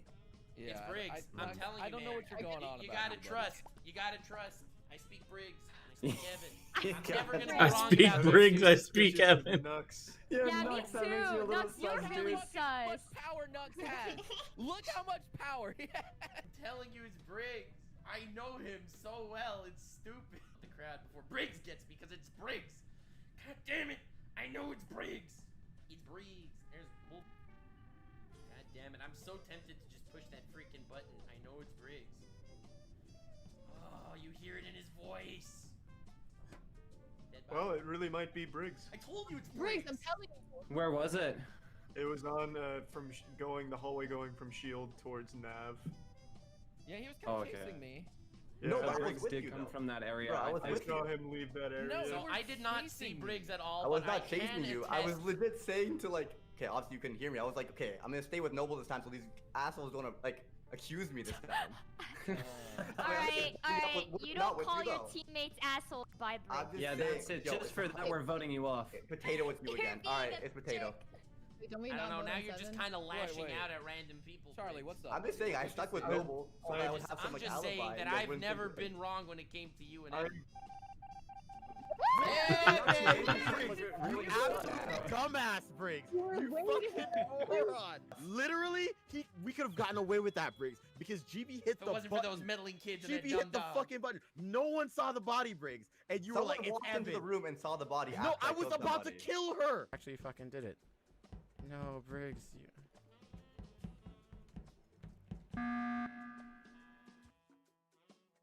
I cannot believe you That's did new that. right away. That That's was wild. so It's sad. Admit it. I'm so You're impressed with floored. your read, bro. Thank you all so much for watching. I hope you enjoy. More Among That's Us content crazy. to come. I absolutely love this game. Best anime of 2020. Best anime of 2020.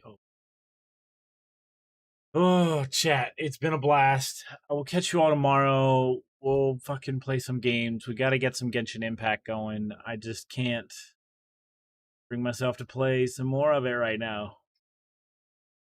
I just need a break from these games. I need a game with a breakthrough. All right, chat. Y'all have a good night. See you next time.